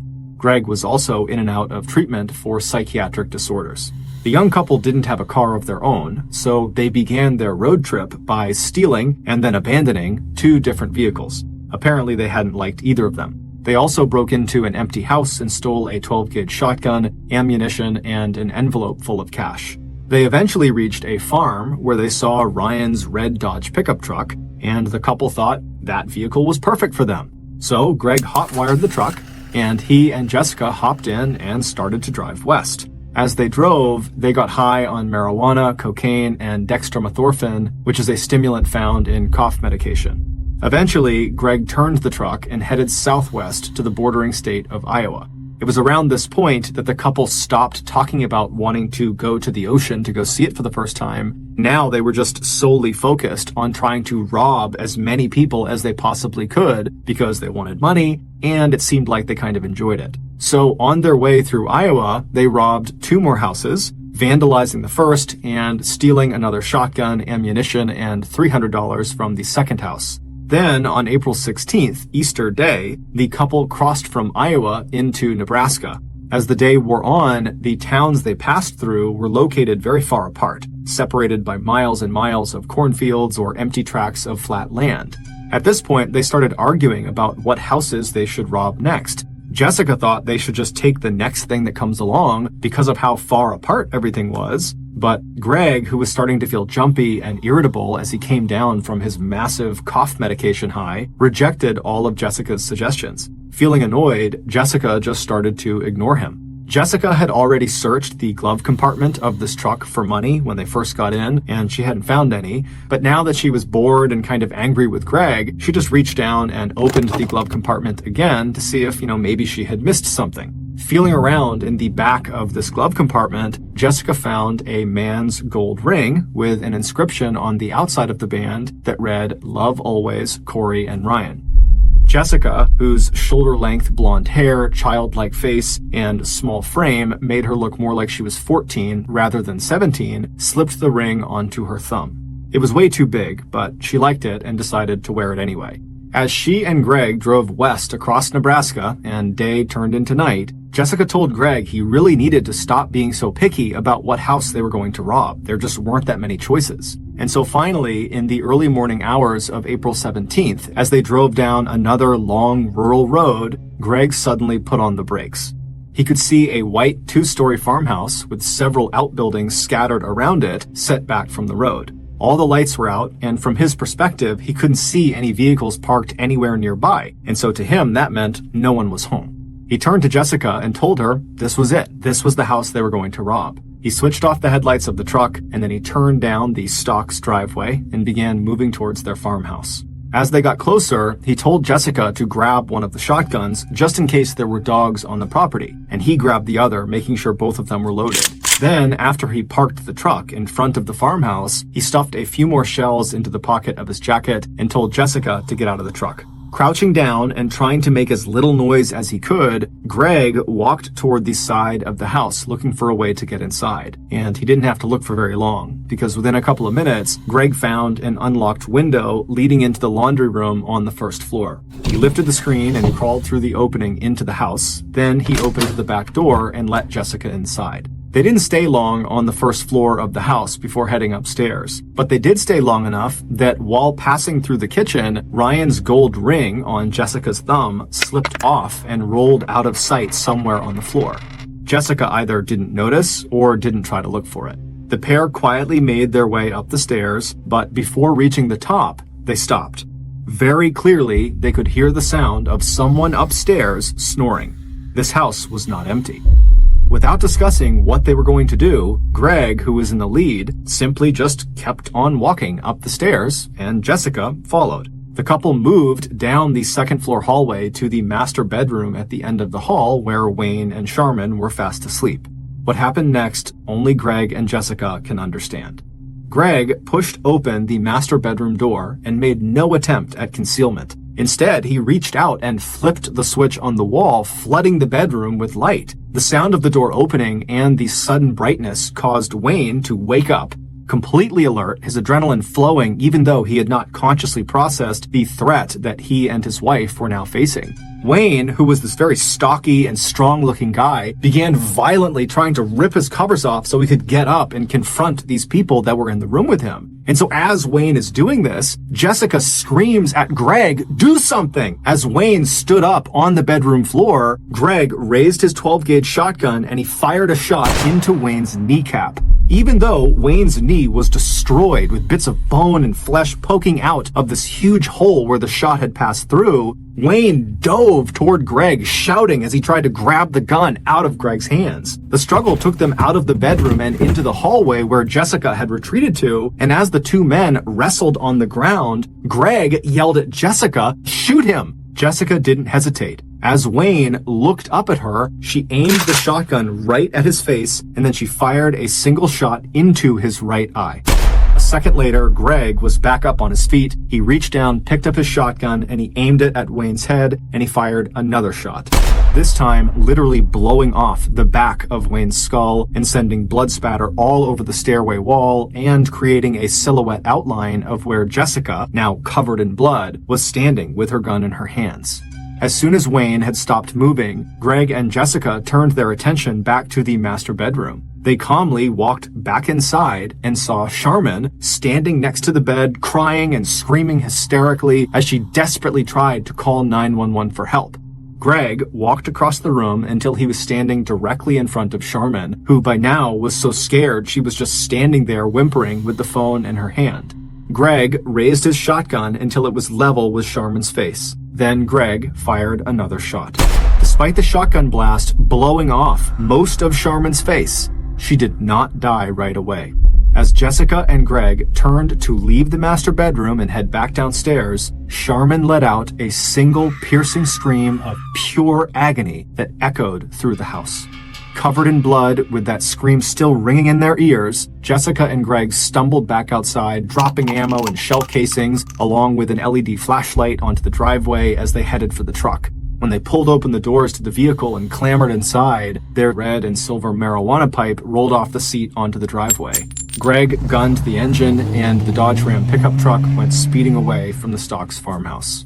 After hearing Jessica's stunning confession that she and her boyfriend, not Matt Livers and Nicholas Sampson, had committed those heinous murders, law enforcement officers in Wisconsin soon discovered more evidence in Jessica's home that linked the teenage lovers to the Stock murders. One piece of evidence was Jessica's journal. On April 22nd, 5 days after she and Greg had killed the Stocks, Jessica had made this entry in her diary. "I killed someone. He was older. I loved it. I wish I could do it all the time. If Greg doesn't watch it, I'm going to leave one day and go do it myself." Police also discovered a letter Jessica had written and left for Greg at their apartment. It was folded up in a cigarette box that also contained a spent 12-gauge shell casing from the murders. In the letter, she wrote, "And this bullet, well, Bunny, it's the only thing left, and I loved it, but that's something we will talk about one day." But even after Jessica and Greg had confessed to the murders, and even though investigators from Wisconsin as well as Nebraska now had a treasure trove of evidence linking the teenagers to the crime, Matt Livers and his cousin Nicholas Sampson still remained incarcerated. Armed with Matt Livers' confession and the speck of Wayne Stock's blood inside the Ford Contour, state and local investigators were sure that Livers and his cousin must have had something to do with this crime. It wasn't until the FBI and lawyers for Matt and Nick stepped in that investigators in Nebraska finally stopped insisting that Matt and Nicholas were also involved in the murders. Lawyers for Matt Livers produced evidence that his confession to killing his aunt and uncle had been coerced, and that he had recanted that confession the day after he made it. It would turn out Matt Livers had an IQ of 63, which meant he was developmentally disabled. And videotapes of his interrogation showed police feeding him the information they wanted him to tell them, until finally, after 11 hours of badgering and threats of facing the death penalty unless he cooperated with police, Matt agreed that he had committed the murders. And when he was pressed by police to name his accomplice, he chose his cousin because Nick had access to a car that matched the description of the light tan vehicle that police said they spotted near the Stocks farmhouse on the morning before the murders were discovered. And even though Matt had been told by police that he failed his lie detector test,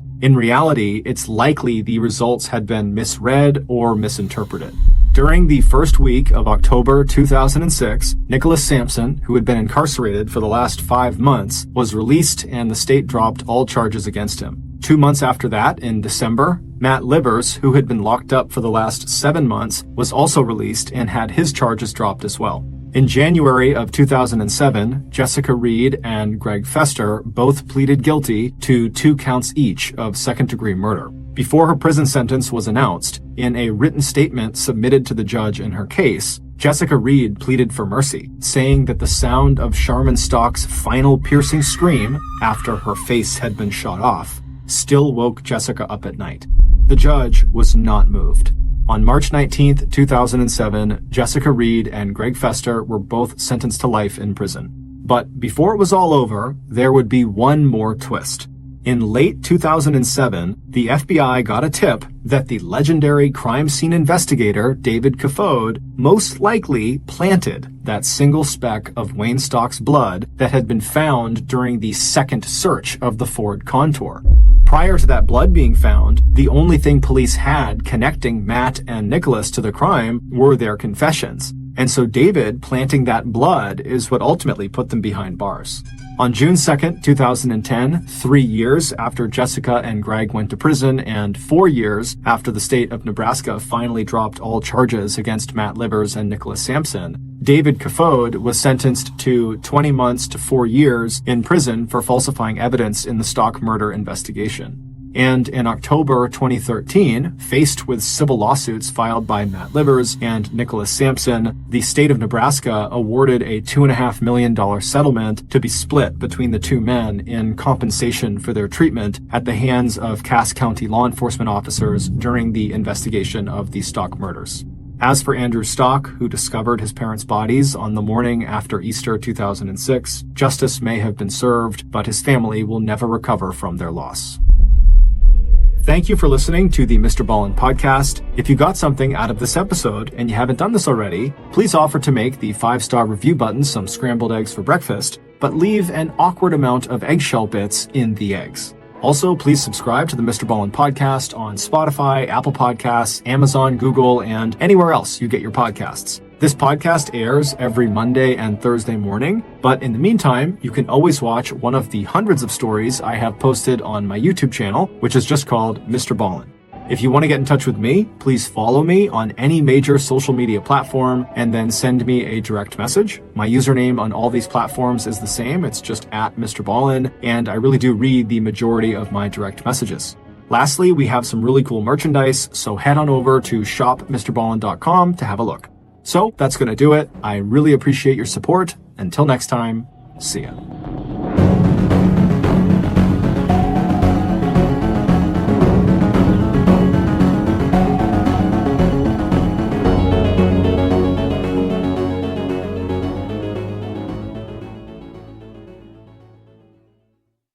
Today's story starts like many other true crime stories. However, this one comes with a very unexpected twist at the end, one that is exceptionally brutal and graphic.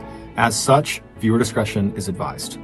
But before we get into today's story, if you're a fan of the strange, dark, and mysterious delivered in story format, then you come to the right podcast because that's all we do, and we upload twice a week, once on Monday and once on Thursday. So if that's of interest to you, please deliver a box of Girl Scout cookies to the 5-star review button, but before you hand them over, eat them all and replace them with stale saltines. Also, please subscribe to the MrBallen Podcast wherever you listen to podcasts so you don't miss any of our weekly uploads. Okay, let's get into today's story.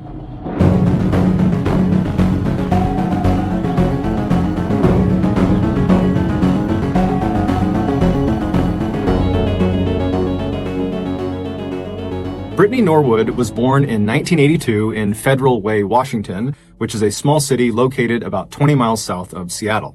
Growing up, Brittany's family never had much money. Her father, who was the primary breadwinner, ran a small upholstery shop in town, and while he worked tirelessly, he barely earned enough money to make ends meet. And considering how large Brittany's family was, she was one of 9 siblings, the lack of financial resources at times made life very challenging. However, Brittany's parents were not complainers, and they instilled in all of their children the importance of hard work regardless of circumstance. And clearly that message resonated with their children because by the time Brittany was a teenager, her older siblings had already gone on to become doctors, engineers, and management consultants. As for Brittany, she was just as ambitious as her older siblings, but her interests were in athletics. By the time she was in high school, she had become one of the very best soccer players in the entire state of Washington. She was so good, in fact, that by her senior year of high school in 2000, the best college soccer programs in America were actively recruiting her. She would finally settle on attending Stony Brook University in Long Island, New York, because they offered her a fantastic scholarship and they were known for their excellent soccer program. Brittany was incredibly proud of her scholarship. It not only represented the hard work pays off motto that her parents had preached all of her life, but it also lifted a serious financial burden off of her parents. So in the fall of 2000, Brittany left Washington State and headed east to New York to begin her collegiate career. But right away, she struggled. Brittany had never left home before, and now she was suddenly 3,000 miles away from her family and her friends, and she missed them terribly. Within the first few days of being at her new school, she called her family and told them how much she missed them and how she kind of regretted coming to New York in the first place, but they reassured her that she had made the right choice, that these feelings were normal, and she just needed to give it some time. But despite taking her family's advice and sticking it out at Stony Brook, Brittany never really felt like she belonged there. She made friends, she got good grades, and performed well on the soccer team, but with every passing semester, Brittany became less and less connected to the school and the people there and just longed to be home. And so with that in mind, in 2003, so 3 years after she had arrived at Stony Brook, Brittany was at her school feeling down about her situation when she had a serious lapse in judgment. Brittany, who had never gotten in trouble in her life before, randomly stole one of her teammates' things out of their locker.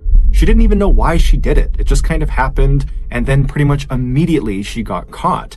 And as soon as she returned what she had taken. She felt horrible and she apologized, but the damage was done. The incident had already been reported to the school, and the school had a very strict code of conduct policy, which theft was in clear violation of. And so Brittany had her scholarship revoked, and without it, her family could no longer afford the school, and so she had to come back home. And when she got home, she felt like she had let her entire family down. And so for the next several years, the shadow of this huge mistake loomed over her like a dark cloud. She just kind of kept her head down and took part-time work here and there, but for the most part, while she was home, she was just sad and directionless. But finally, in 2010, so 7 years after coming home from school, when Brittany was now 28 years old, she decided enough was enough. She was going to stop letting this mistake define her life. She was going to go out and find a career and make something of her life, like her other siblings had. And the career move that seemed to make the most sense to her was becoming a personal trainer. Despite not playing soccer anymore, fitness was still a very big part of her life, and she loved the idea of helping other people get fit and stay fit. And so she began looking at where personal trainers were the most in demand, and she found Washington, D.C. was a total hotspot, and it just so happened 2 of her siblings were already living there. And so that year, she packed up her stuff and she headed out to D.C. as well. When she got there, she had a little cash, but not enough to sustain her longer than a month or 2, so she applied for and got a job with a Lululemon shop. Lululemon is a company that sells yoga athletic apparel. The shop was located in Bethesda, which is a very wealthy suburb of Washington, D.C., and right around the corner from the shop was a gym that Brittany immediately fell in love with and decided would be the perfect gym for her to run her personal training practice out of once she got certified. So a very happy and rejuvenated Brittany began work at the Lululemon shop in Bethesda in late 2010, fully expecting to only be there for a few months before she transitioned to her personal training career. At around the same time Brittany began working at the store, another young woman had started working there as well. Her name was Jana Murray, and she was quite similar to Brittany. She was 30, so 2 years older than Brittany, and she had been raised in a close-knit, modest household in Texas where her parents had preached always working hard and doing the right thing, and she really took that to heart. And like Brittany, Jana was also a star high school athlete, except instead of playing soccer, she was a big track and field star. And actually, she set some records in Texas for the discus throw. But after graduating high school, instead of pursuing athletics in college, Jana had pursued business. She enrolled in the business program at George Washington University in Washington, D.C. After she graduated, she worked in the private sector for a few years before deciding it made sense for her to go back to school to earn her master's degree in business. She was accepted to the very prestigious Johns Hopkins Business School, which was located a few miles from the Lululemon shop where Brittany worked. And by 2010, Jana was in her final semester, and all she had left to complete was a final thesis paper. A thesis is a long essay involving personal research. The assignment was to write about the structure of a company of her choosing. And since Jana was a huge fan of Lululemon apparel, she had decided to write about them. And during her research on Lululemon, she discovered that the company was far more than just clothing. They had what seemed to be a really cool company culture. All employees, no matter how junior, were encouraged to pursue whatever goals they had, even if their goals meant leaving Lululemon at some point. It was like the company fundamentally cared more about their people than their product. And Jana loved that.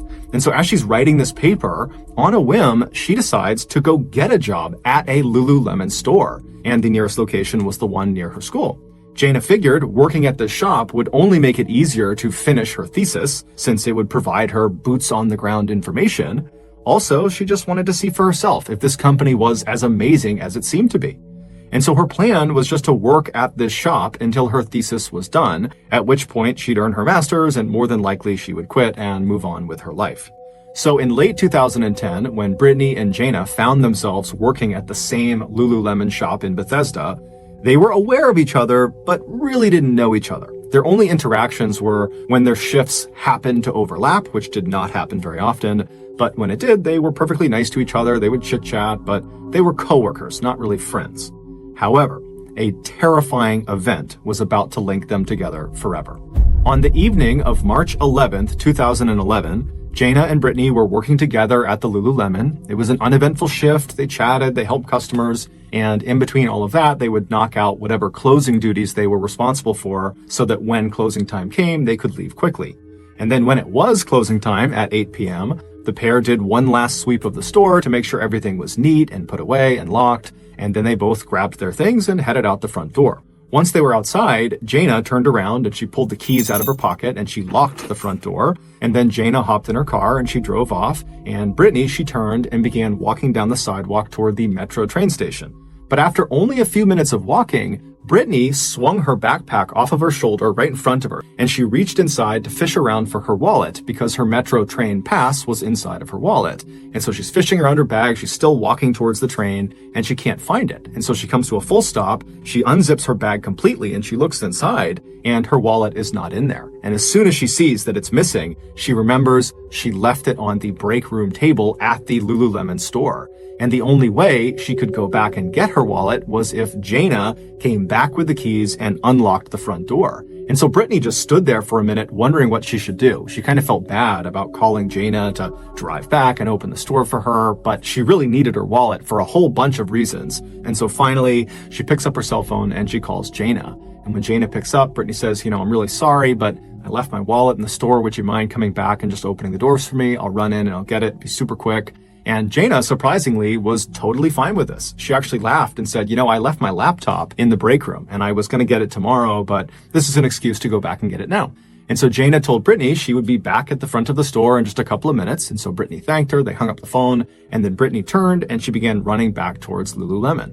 When Brittany arrived at the front of the store, Jaina was already there, and Brittany immediately said, I'm so sorry, thank you so much for coming back. And Jaina said, really, it's no big deal. And then Jaina pulled her key out and she opened the front door of the store and they stepped inside. The layout of this store was basically just a big square where the front door entered the square right in the middle of it. So you step inside, you're in this kind of main shopping area. It's just this one square. And then all the way at the back, kind of lined up with the front door, behind the cash registers, was this employee-only hallway that went straight back about 7 or 8 feet. And then it reached this T intersection where if you turned left, there would be another hallway that went straight for maybe 10 or 15 feet. And it would come to a dead end at a door, and that door would lead to a bathroom. And then if you were standing in front of that bathroom door and looked left, there would be another door that led into a very small kitchen. And then if you went back to the T intersection and turned right and looked straight ahead, you would see another stretch of hallway that was about 10 or 15 feet long. And it would look exactly like the left hallway, except at the end of the right hallway, there was no door to a bathroom. It was just kind of a dead end. But at the end of the right hallway, if you walked all the way down it and then turned right, you would see there was a door that led into the break room. So the break room and the kitchen were kind of oriented in the same position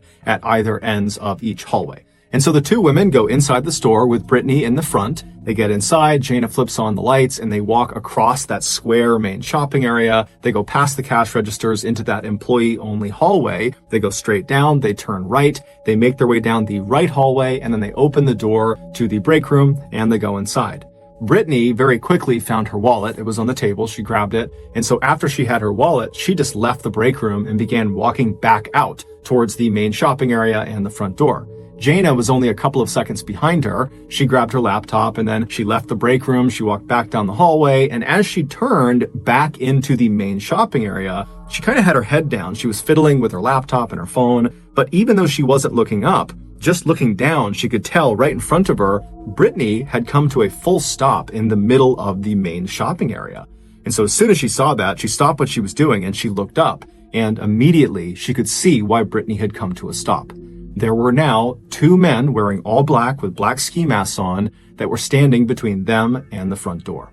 The following morning, the Lululemon employee who was supposed to come in that morning and open the store and work that day, she turns onto the street that the shop is on and she begins walking towards the front door. It's a bright, beautiful, sunny morning. There are lots of people out going about their daily routines. And so this employee, she walks right up to the front door of the Lululemon. She's not really looking into the store. She's kind of got her head down and she fishes in her pocket. She pulls out her key that opens the front door. She slots it into the lock and she turns it to unlock it.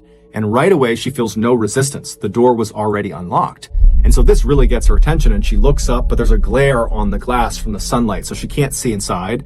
And so she just pulls the key out of the lock. and then she pushes open the door and she takes a very tentative step inside, and right away she sees the entire store is destroyed. There are shelves knocked over, there's clothing everywhere, it's a complete mess. And before she can even process what she's seeing, she hears what sounds like moaning coming from the back of the store, basically back in those hallways. And so this employee is terrified, and instead of going in to investigate, she just turns around and leaves the store and immediately calls 911. And as she's on the phone with police, this man who just happened to be walking by at this moment, he saw her and saw how visibly upset she was. And so he just stood next to her and waited for her to get off the phone with the police. And then when she was, he asked her, what's going on? And she would explain that the door was unlocked, the store is a complete disaster, and I heard moaning inside and I'm too scared to go in. And so the man says, hey, I'm going to go in there and take a look around because I'm worried there could be someone who's hurt who needs our help right now before the police even get here.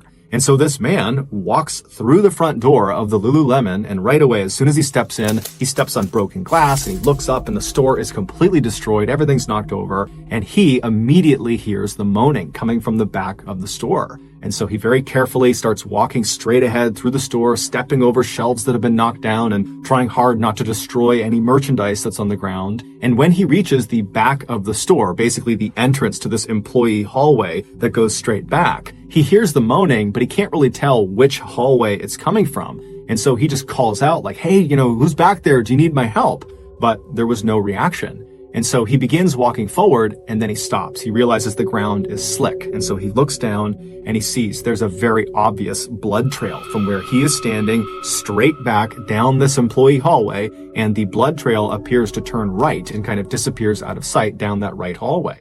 And so the man is terrified. He turns around and he looks towards the front of the store, kind of hoping that maybe the police or the paramedics would get there, but it's just the employee he had spoken to, and she looks terrified. And so the man decides, if there's someone hurt back here, I really need to go see what's wrong. And so very carefully, he begins walking down this initial hallway, following the blood trail, and then he turns right into that right hallway, and he looks, and he can't believe what he is seeing. It looks like the entire right stretch of hallway was covered in blood. I mean, the floors, the walls, the ceilings, everything. There is blood everywhere. However, there's no person.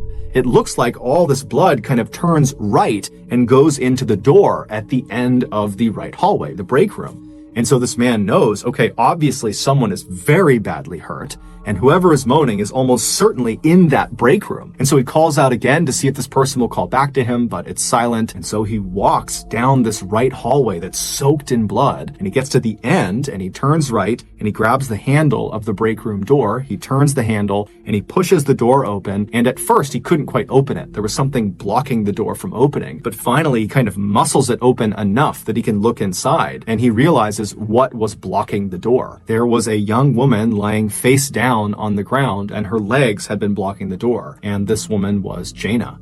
And this man, who was not medically trained, immediately understood this woman is deceased. The injuries she has sustained are so bad, there is absolutely no way she is alive. And he immediately thought, she also has likely been dead for some time. This does not look like it just happened. And so he's thinking, who's moaning? Where's the moaning coming from? Is there somebody else in this room? And so he pushes and kind of moves her body out of the way and sticks his head into the break room, and he scans around, but there's no one else in there. But as he's looking around, he hears the moaning again, and he realizes it's coming from the other side of the hallway, at the end of the left hallway. And so he shuts the break room door and he walks back up the hallway to the T intersection. And instead of turning and walking into the main shop, he continues down the left hallway.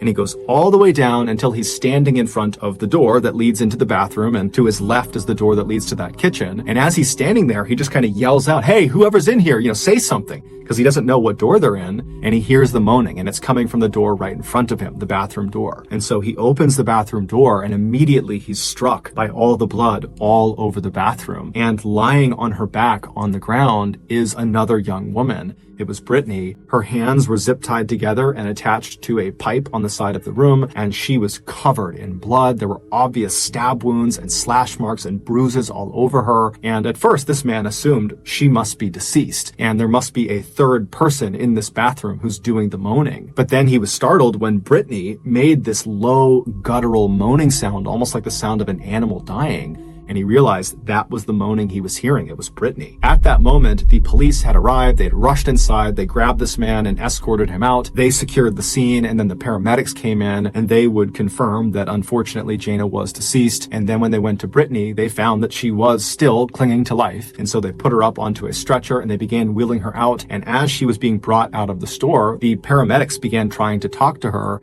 and Brittany amazingly was able to say a few words. The police, who are also on the scene, they see this and they're concerned that, she might pass away from her injuries before they get to talk to her. And so sensing she was able to talk, they kind of rushed over as she's being loaded into the ambulance out front, and they would say, "Hey, do you remember anything about what happened to you and the other woman who was in there?" And Brittany was able to tell them that the night before there had been these two men who were wearing all black. They had ski masks on, so they didn't know what they looked like. And they had robbed the store, and then they had sexually assaulted both of the women.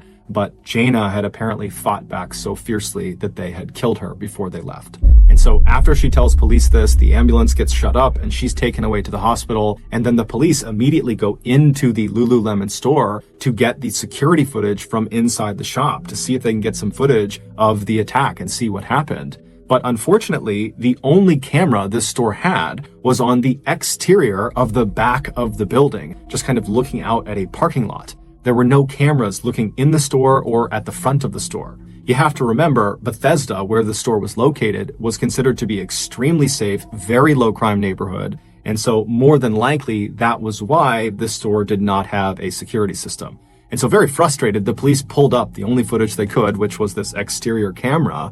And sure enough, the night before, around midnight, the camera picked up two men wearing all black with their hoods up, running away from the store.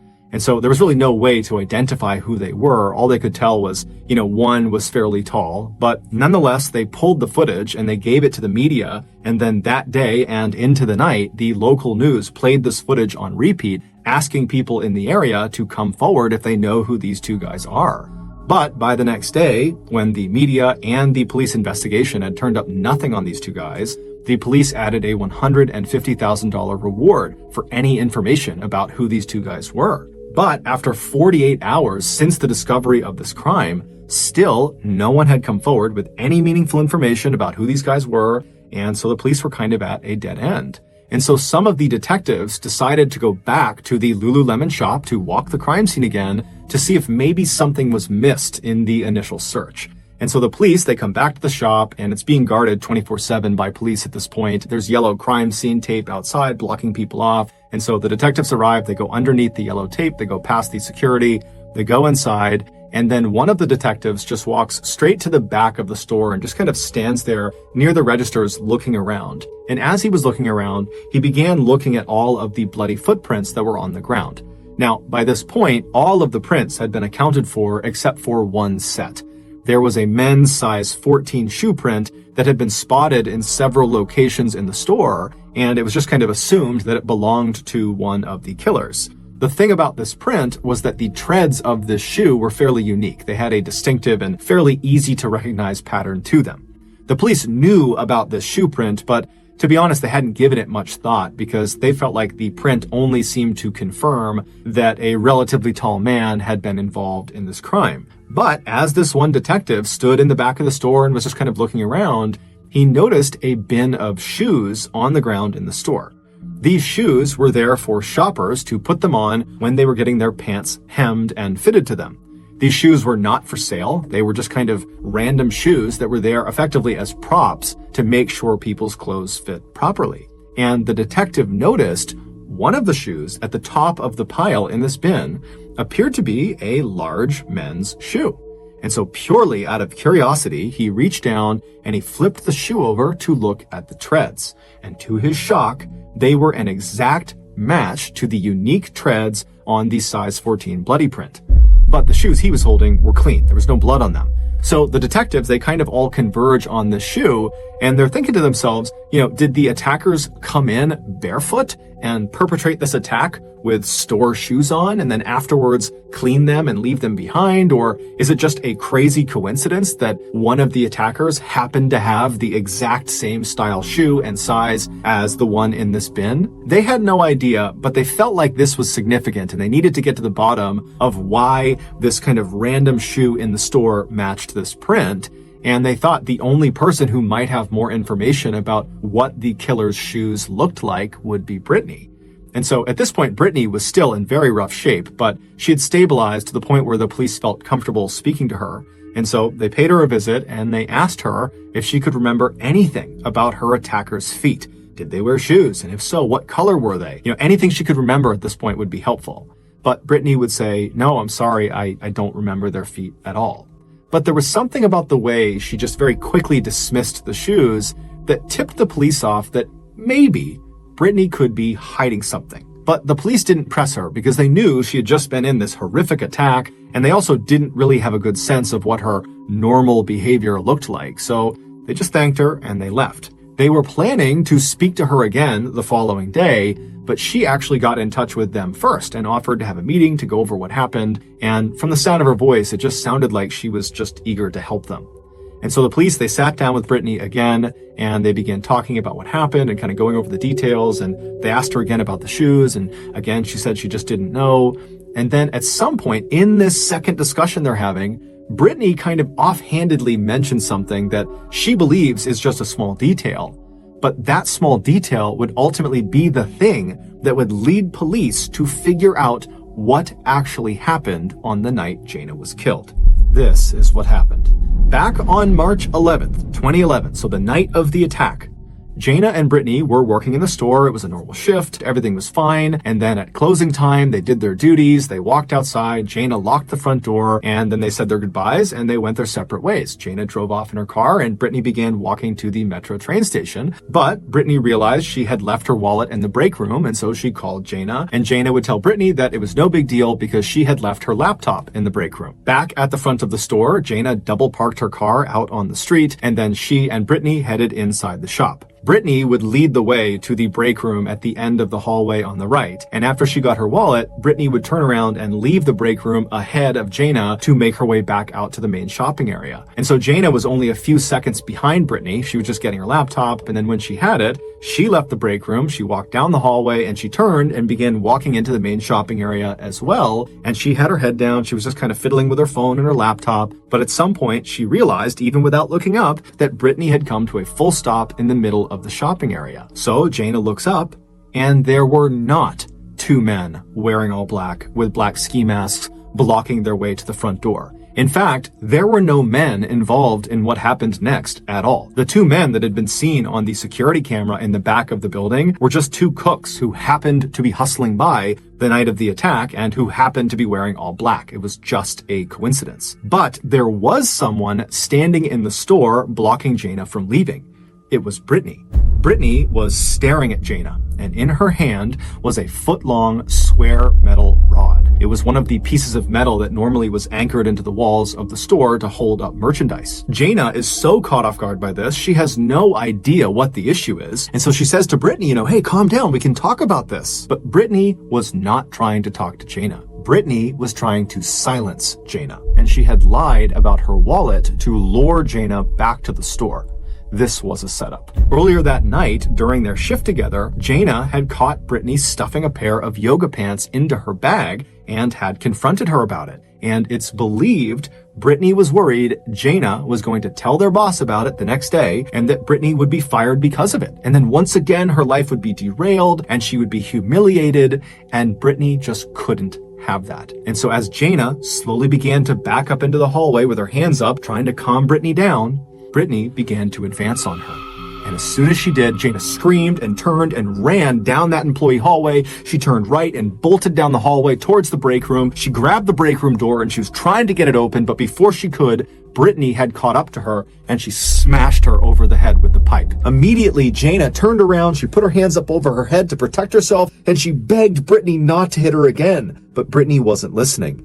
Brittany just wound up and smashed her across the arms with the pipe. Jaina began screaming out and pleading with her to stop, but Brittany just kept on going. And for the next several minutes, Jaina just stood at the end of this hallway in front of the break room door, just trying desperately to protect herself with her hands. But Brittany was so strong and fast, and she kept striking her on her head and on the sides and anywhere else she could land a blow. The blood spatter on the walls of the end of that right hallway would later reveal that Jaina had gradually moved from a standing position down to the fetal position, meaning Brittany had literally beat her until she collapsed on the ground. And when Jaina hit the ground, she must have known she was trapped. There was no escape route for her, and she was so badly wounded that even if there was a way to go, Brittany was going to catch up to her and Brittany was going to stop her. And so Jaina just began quietly begging for her life.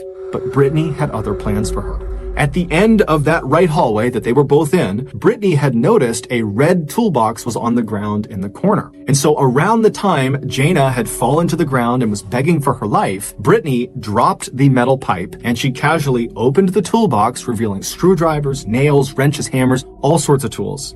And one by one, Brittany began reaching into this toolbox, taking out a tool, and then smashing, cutting, slashing, and beating Jaina with it.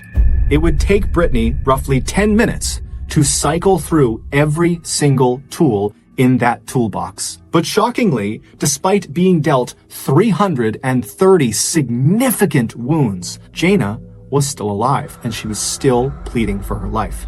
Frustrated, Brittany stood up, she chucked the tools on the ground, she turned around and she walked down the hallway all the way to the kitchen at the other end of that left hallway. She went inside and she grabbed a large knife. Then she marched back into the hallway. She went straight down all the way to Jaina. Jaina is still begging for her life, and Brittany just reaches down. She grabs her hair with her left hand and pulls her head forward towards her. Then she takes the knife with her right hand. She raises it up, and she brings it smashing down into the back of Jaina's skull.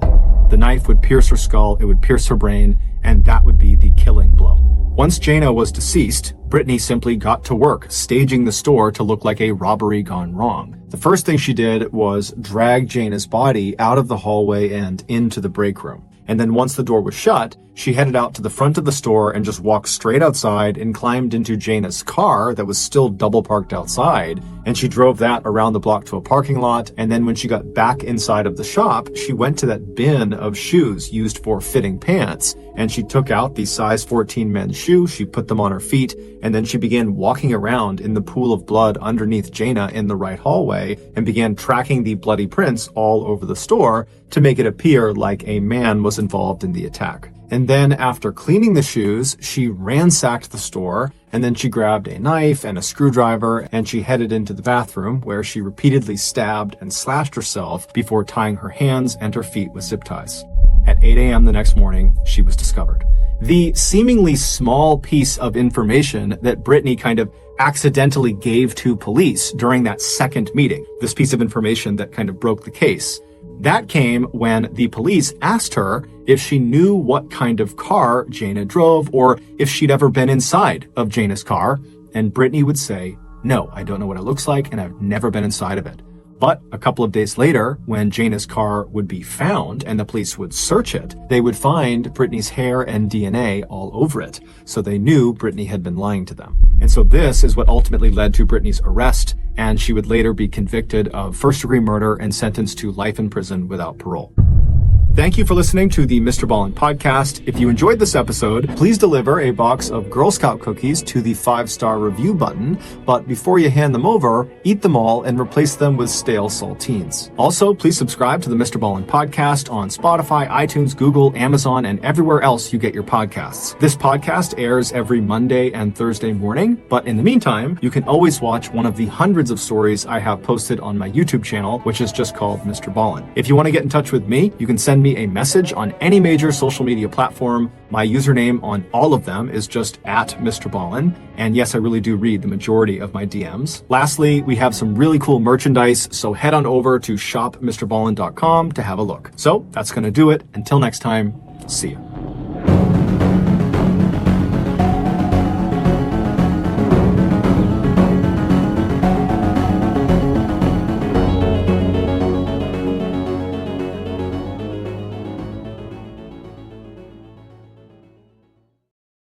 On the morning of July 7th, 2019, Sergeant Dan Burbeck responded to a call at the home of a 49-year-old woman in a small Texas town. Burbeck got to the house and found a bloody crime scene in the master bedroom, evidence that a violent struggle must have taken place there the night before. Now, 3 other members of the victim's family were home that night, and they had been in close proximity to the master bedroom. The victim's husband had been asleep on the couch just steps away from the master bedroom, the victim's teenage daughter was asleep in the room just next door, and the victim's son had been in an upstairs bedroom playing video games all night. But they all said they didn't hear a thing the night before. And so it seemed totally inconceivable to Sergeant Burbeck that this violent attack could have taken place in one room while the entire family just kind of went about their business and heard nothing.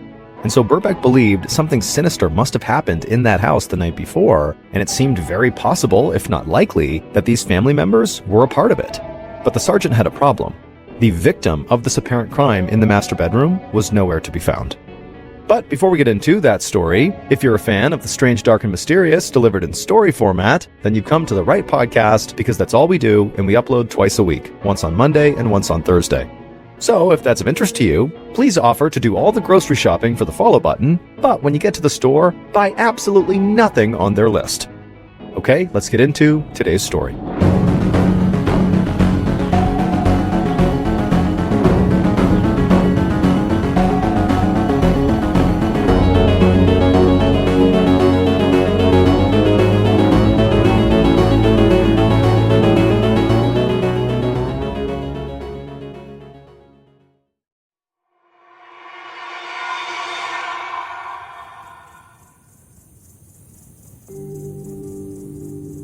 It had been a muggy day in North Texas on July 6, 2019, but the oppressive heat began to let up right as the sun set, and by 7 p.m., it had become an ideal summer night of about 73 degrees Fahrenheit.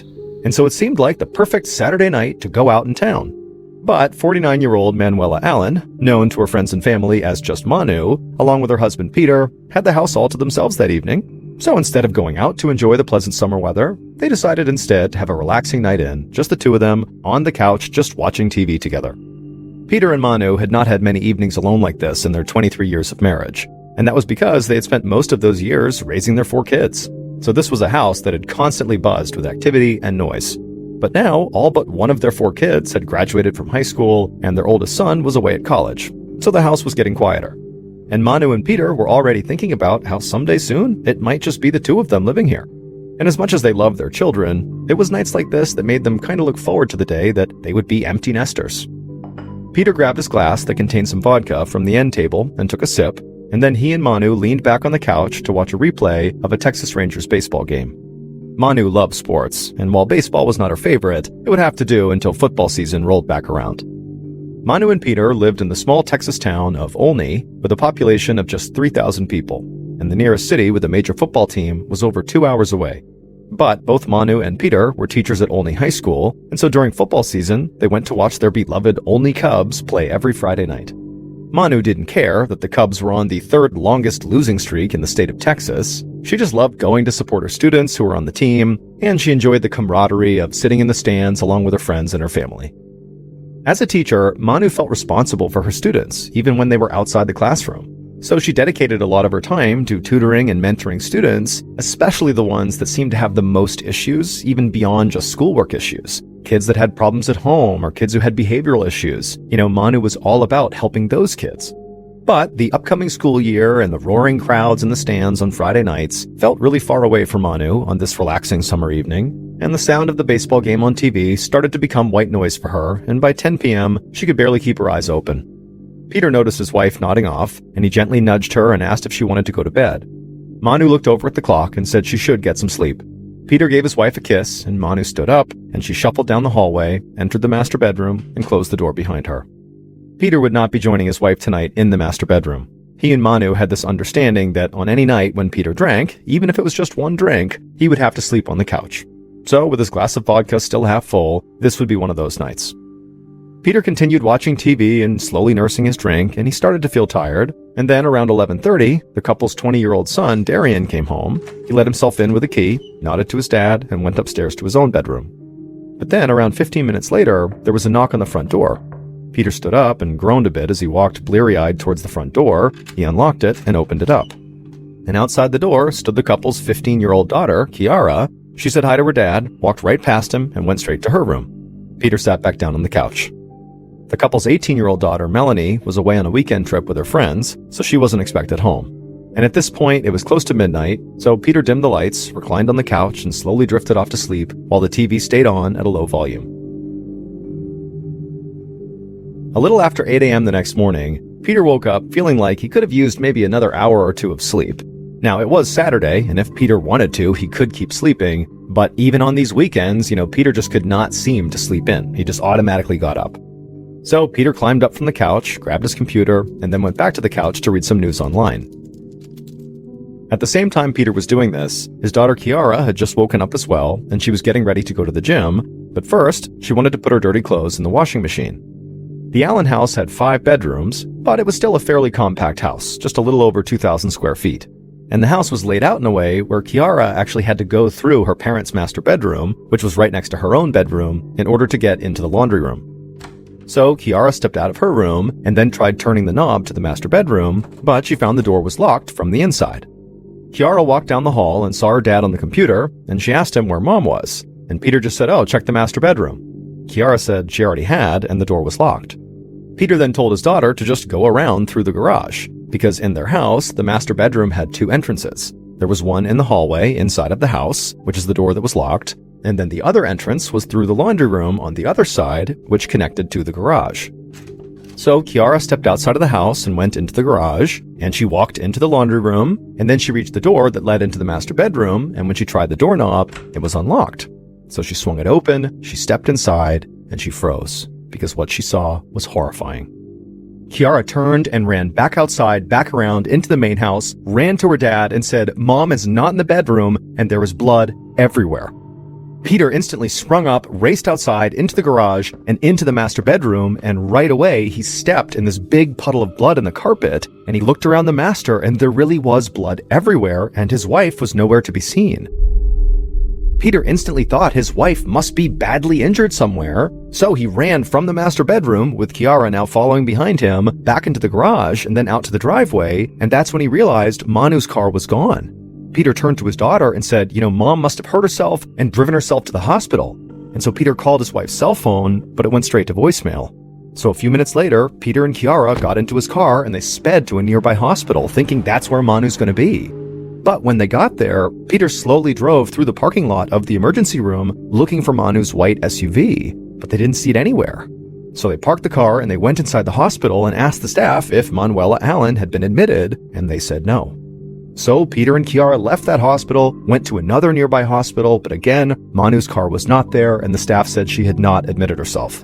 And so Peter and Kiara returned home, and at this point, Peter dialed 911, and he explained to the operator that his wife was missing and there was blood all over her bedroom.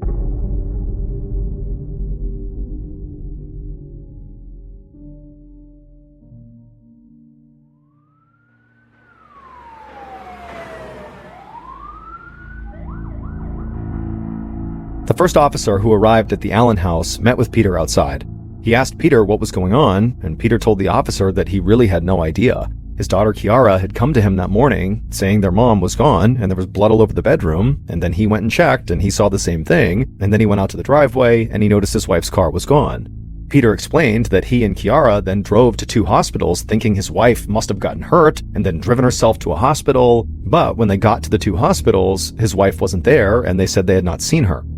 The officer noticed that as Peter was explaining the story, he seemed totally calm and not shaken or panicked or really showing any kind of emotion. And that just seemed unusual to the officer, considering the circumstances Peter had just described. I mean, his wife, at a minimum, seems to have been gravely hurt if she's not already deceased. And so you would think that would elicit a bigger reaction. But the officer kept that to himself, and instead he had Peter lead him inside the residence to the master bedroom. And the first thing the officer noticed was that the bed had been stripped bare, and there was a bloody pillow on the floor next to the bed. And he did see blood spatter all over the room, across the mattress, the closet doors, and the wall. In fact, there was so much blood that the officer did not believe a person could survive having lost that much of it. And so he wondered to himself why Peter didn't immediately call 911 instead of getting in the car with his daughter and driving around to various hospitals first. It seemed obvious this was an emergency, so why wasn't it treated that way? Then the officer noticed something else on the bedroom floor. It was a knife. And so at this point, it was obvious this was a crime scene, so he asked Peter and Kiara to clear out of the master bedroom and go wait for him on their couch. And so after the father and daughter had stepped out of the room, the officer walked outside and went to the garage. And immediately, he saw bloody streaks on the ground, and he traced them through the laundry room and back to the door of the master bedroom. And he recognized these bloody streaks had to be drag marks. Everything the officer saw painted a picture of a very violent struggle having taken place in the bedroom, most likely sometime during the night.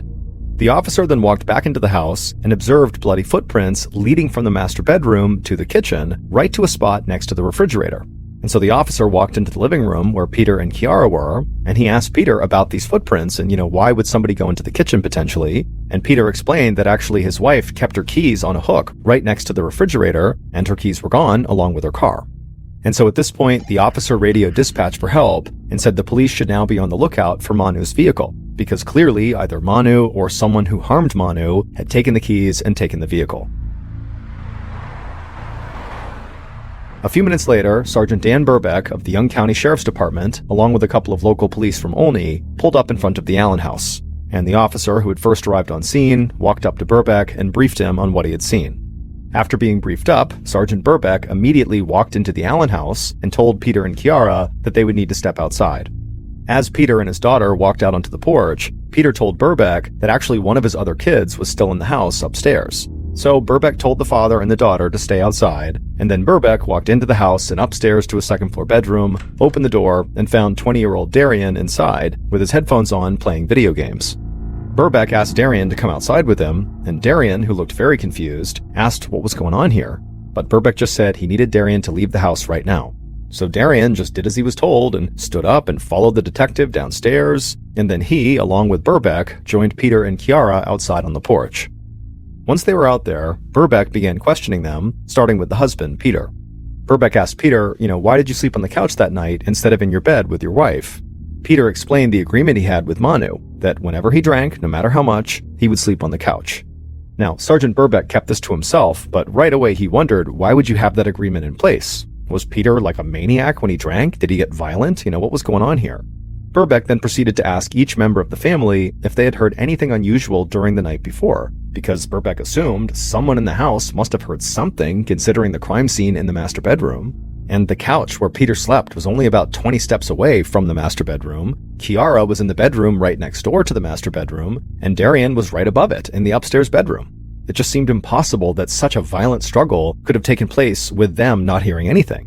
But Peter said he really heard nothing, aside from the sound of an engine, which he thought could have been his wife's SUV, starting up around dawn. And he said the sound actually woke him up, but he went right back to sleep and figured it was not a big deal, whatever it was. Burbeck asked Peter, is it normal for your wife to just get up and leave in the middle of the morning like that? Like, didn't you think to maybe ask her where she was going? Peter replied that it was not his job to keep tabs on his wife. Darian, who had been upstairs, said the whole night he'd had his headphones on and was playing video games. The only thing he said he heard over the course of the whole night was a rustling sound coming from the kitchen, sometime between maybe 3 and 5 a.m., but he figured it was just his dad maybe getting a snack.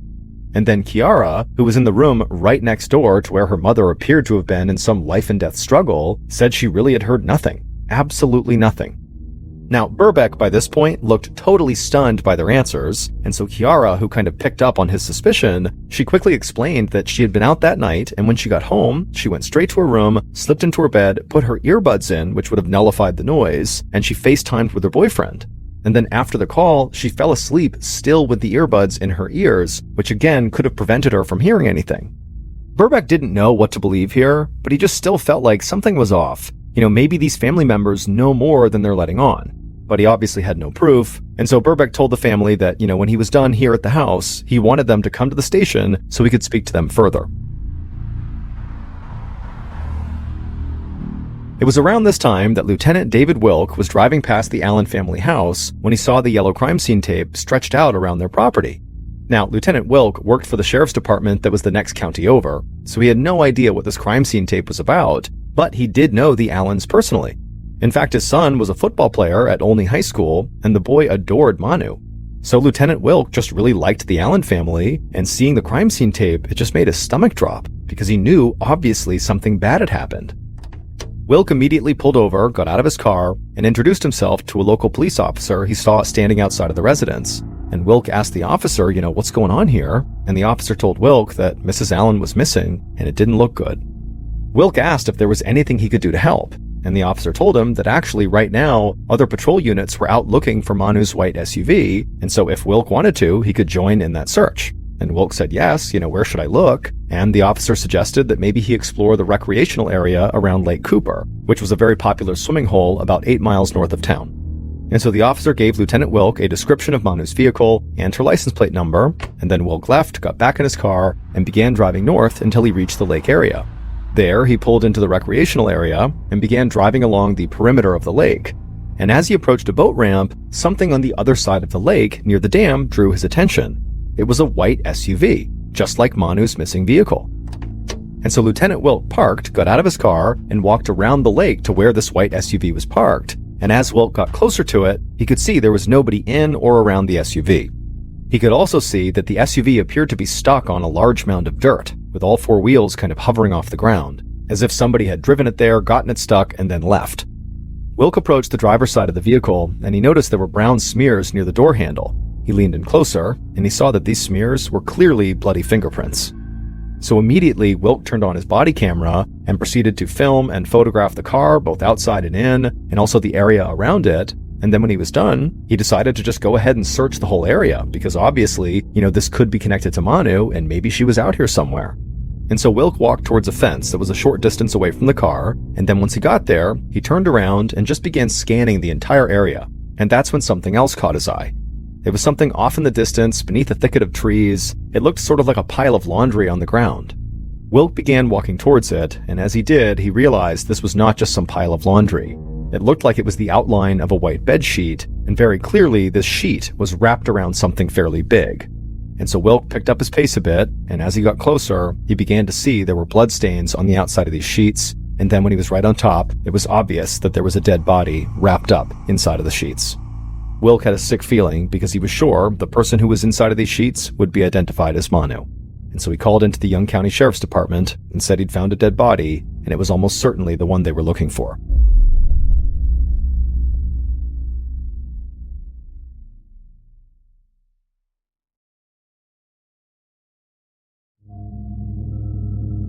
Back at the Allen house, Sergeant Burbeck heard about the discovery of a body on his radio. And so now that this was officially a homicide case, he reached out to the state police, known as the Texas Rangers, for help. He arranged for Peter, Kiara, and Darian to be taken to the nearest Texas Ranger station, and then he got into his cruiser and drove down to the lake as other county and state police headed that way as well. Burbeck arrived at the lake, and Lieutenant Wilk led him to the body that was still wrapped in the sheets. Since Wilk was not working the case in any official capacity, he'd left the body as he'd found it. So Sergeant Burbeck leaned down and began pulling away the sheets and also some yucca leaves that had covered up the victim's face. And then once the victim was exposed, Lieutenant Wilk, who was standing nearby and who knew Manu personally, was able to positively identify her. Manu was deceased. Burbeck and a few of the other officers who had arrived put up crime scene tape while they waited for a forensics team to get there. Burbeck turned to one of the officers and shared his opinion that the killer was almost certainly someone Manu knew. He pointed out that the violence inside of her home was so brutal that it just seemed personal, and also the fact that her face seemed to be covered up with leaves when they found her, well, that was something he'd seen before when the killer was someone close to the victim. Then Burbeck radioed the Texas Rangers down at the station where he'd sent Manu's family, and one of the Rangers broke the news to Peter that unfortunately his wife's body had been found. Now, by this point, Peter and Manu's oldest daughter Melanie had returned from her overnight trip, and their oldest son had also come back from his college campus. And so they were also with Peter and Kiara and Darian at the station. And so the Rangers watched Peter closely as he turned and told the 4 children the news about their mother. The 2 oldest immediately broke down and cried, and Kiara, who had first discovered the blood in the bedroom, collapsed to the floor. But Darian, who said he'd been up all night playing video games, didn't break down. He just walked away and sat in a corner by himself. The Rangers noticed this and actually went to another room to talk about how odd it was that Darian had not started crying and had just sort of sat down. So they decided Darian should be the first person they speak to. And so a few minutes later, one of the Rangers sat down with Darian in an interview room and asked him how he had been getting along with his mother in recent weeks. And Darian admitted that he and his mother had actually been arguing a lot about his college plans. Darian was 20 years old, but he spent basically all of his time in his room playing video games. Now, Darian was perfectly fine with that. He figured he would get his life together at some point, but Manu wanted him to act now, to go enroll in college. But Darian said he didn't want to go back to school and just sort of wished his mom would leave him alone. After this, the ranger just asked Darian point blank if he had anything to do with his mother's death. And Darian was immediately adamant that no, he would never hurt his mom. So the ranger asked him if he would consent to being fingerprinted, and Darian said yes, of course. Peter was the next to be interviewed, and he was unemotional just like he had been with police at the house. The ranger thought this was strange, so he pointed out that Peter seemed to be handling the situation quite calmly. Peter explained that his background was he had been in the army as a part of their special forces unit, the Green Berets, and so he had been trained to keep cool under pressure, and that was just what he was defaulting to. But Peter clearly understood what the ranger was hinting at here, that he was suspicious of Peter, so Peter quickly added that of course he wanted justice for his wife here. And then after that, Peter said very calmly that he also owned a whole lot of firearms and a whole bunch of ammunition, and he'd make sure his wife's killer saw justice one way or the other. The ranger just stared at Peter for a second, not convinced if Peter really was being genuine about potentially going out and seeking vigilante justice, or if maybe this was just performative, that this was Peter's way of kind of acting out his emotions. And so the ranger decided to just kind of move on. And he asked Peter, you heard that car start sometime in the morning and you believed it was your wife's car. How did you hear that noise? How did that wake you up? But the violent attack on your wife in your bedroom just down the hall didn't wake you up. Peter said he couldn't really offer an explanation, but he did offer a theory, which was that maybe Manu's killer put their hand over his wife's mouth. Sometimes violent struggles are silent, he said. The ranger couldn't help but just shake his head. At this point, the ranger was starting to feel like Peter had already thought of an answer for everything, like he had prepped for this interview. The pair spoke for a bit longer, kind of rehashing details, and then at some point the ranger thanked Peter for coming in and told Peter that somebody would follow up with him soon. After that, the rangers would speak to the two oldest Allen children separately, and then finally, after the longest day of their lives, the Allen family were told they could go. However, they were told they were not allowed to return to their home because their house was now a crime scene. So Peter made a few phone calls, and a friend agreed to let them stay at his Airbnb until they could go home.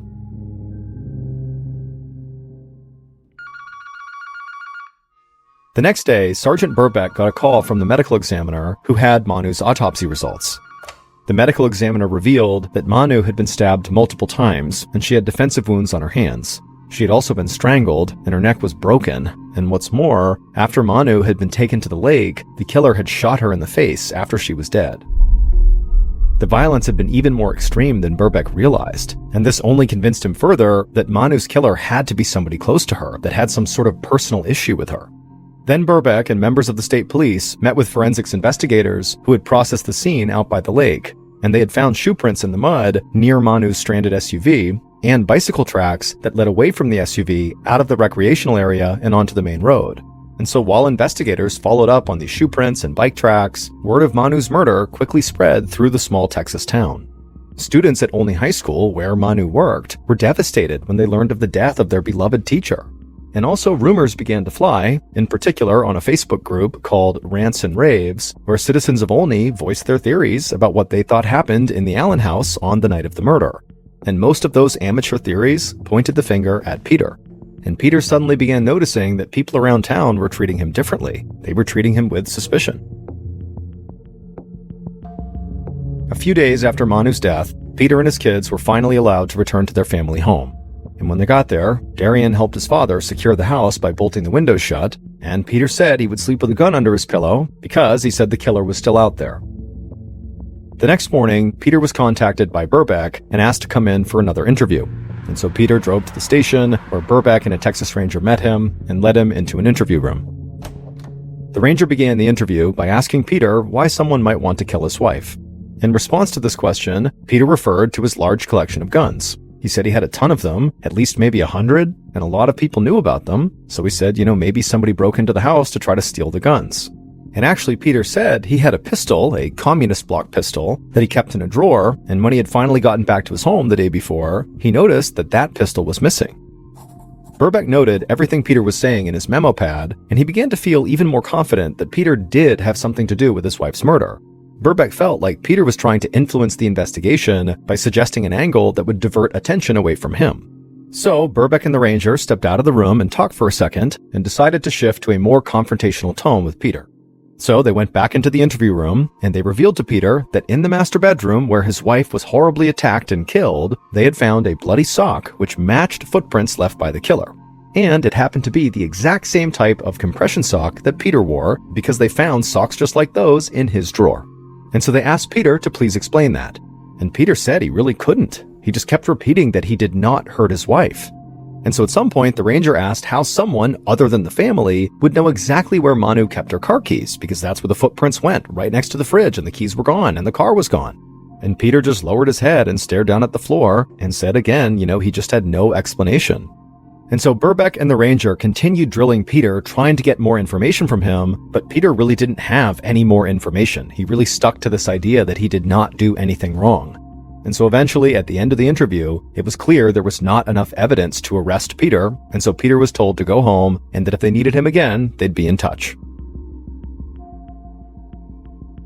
Sergeant Birbeck was sitting in his office that afternoon when he got a report from one of the rangers who had been out in the field canvassing for witnesses. Birbeck learned that the officer had made contact with an oilfield worker who was on duty in the area near Lake Cooper on the same morning Manu's body had been found. The worker had been out near the recreation area when he noticed someone on a bicycle pedaling away from the lake and in the direction of Olney.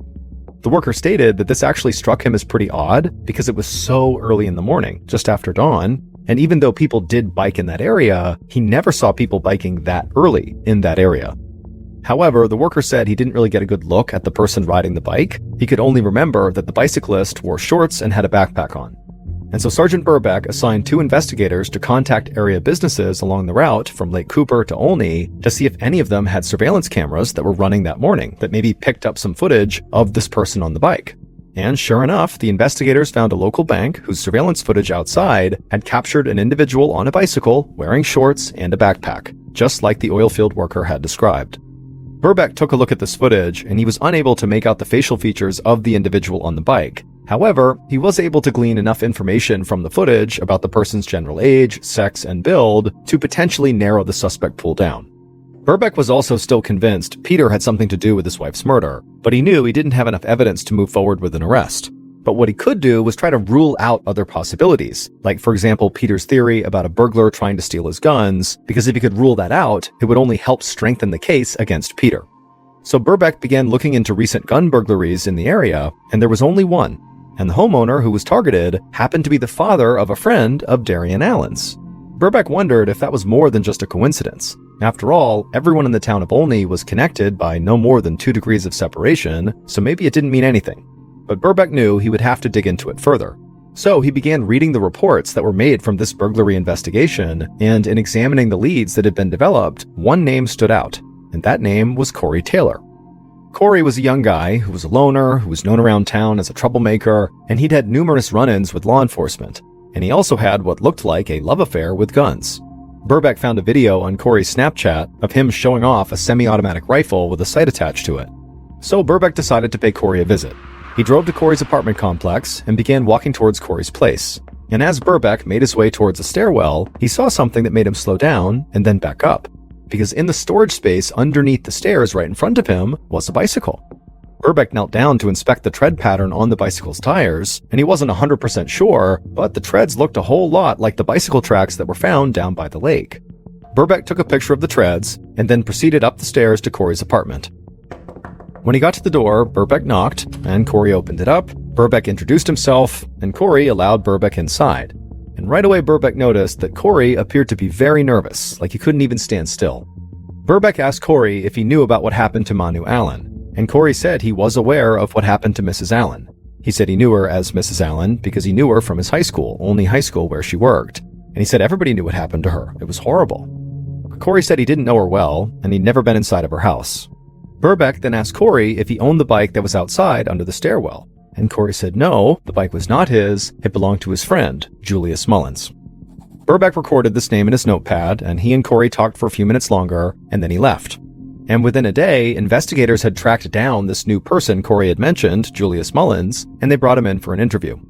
Investigators asked Julius where he was on the night of July 6th, and Julius said that he had gone to a party. Afterward, he had gone to Corey's apartment, let himself in, and crashed there. He said he didn't actually see Corey that night, so he wasn't sure if Corey was actually in the apartment or not.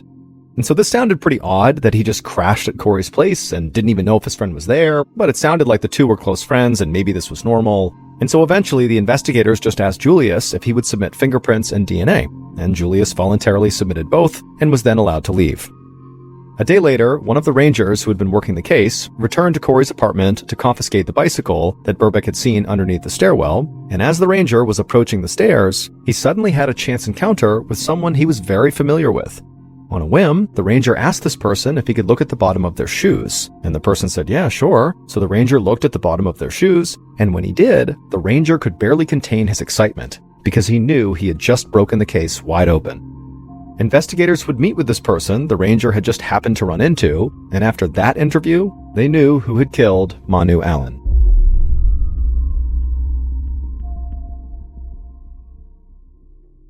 Here is a reconstruction of what police think happened to Manu Allen in the early morning of July 7th, 2019.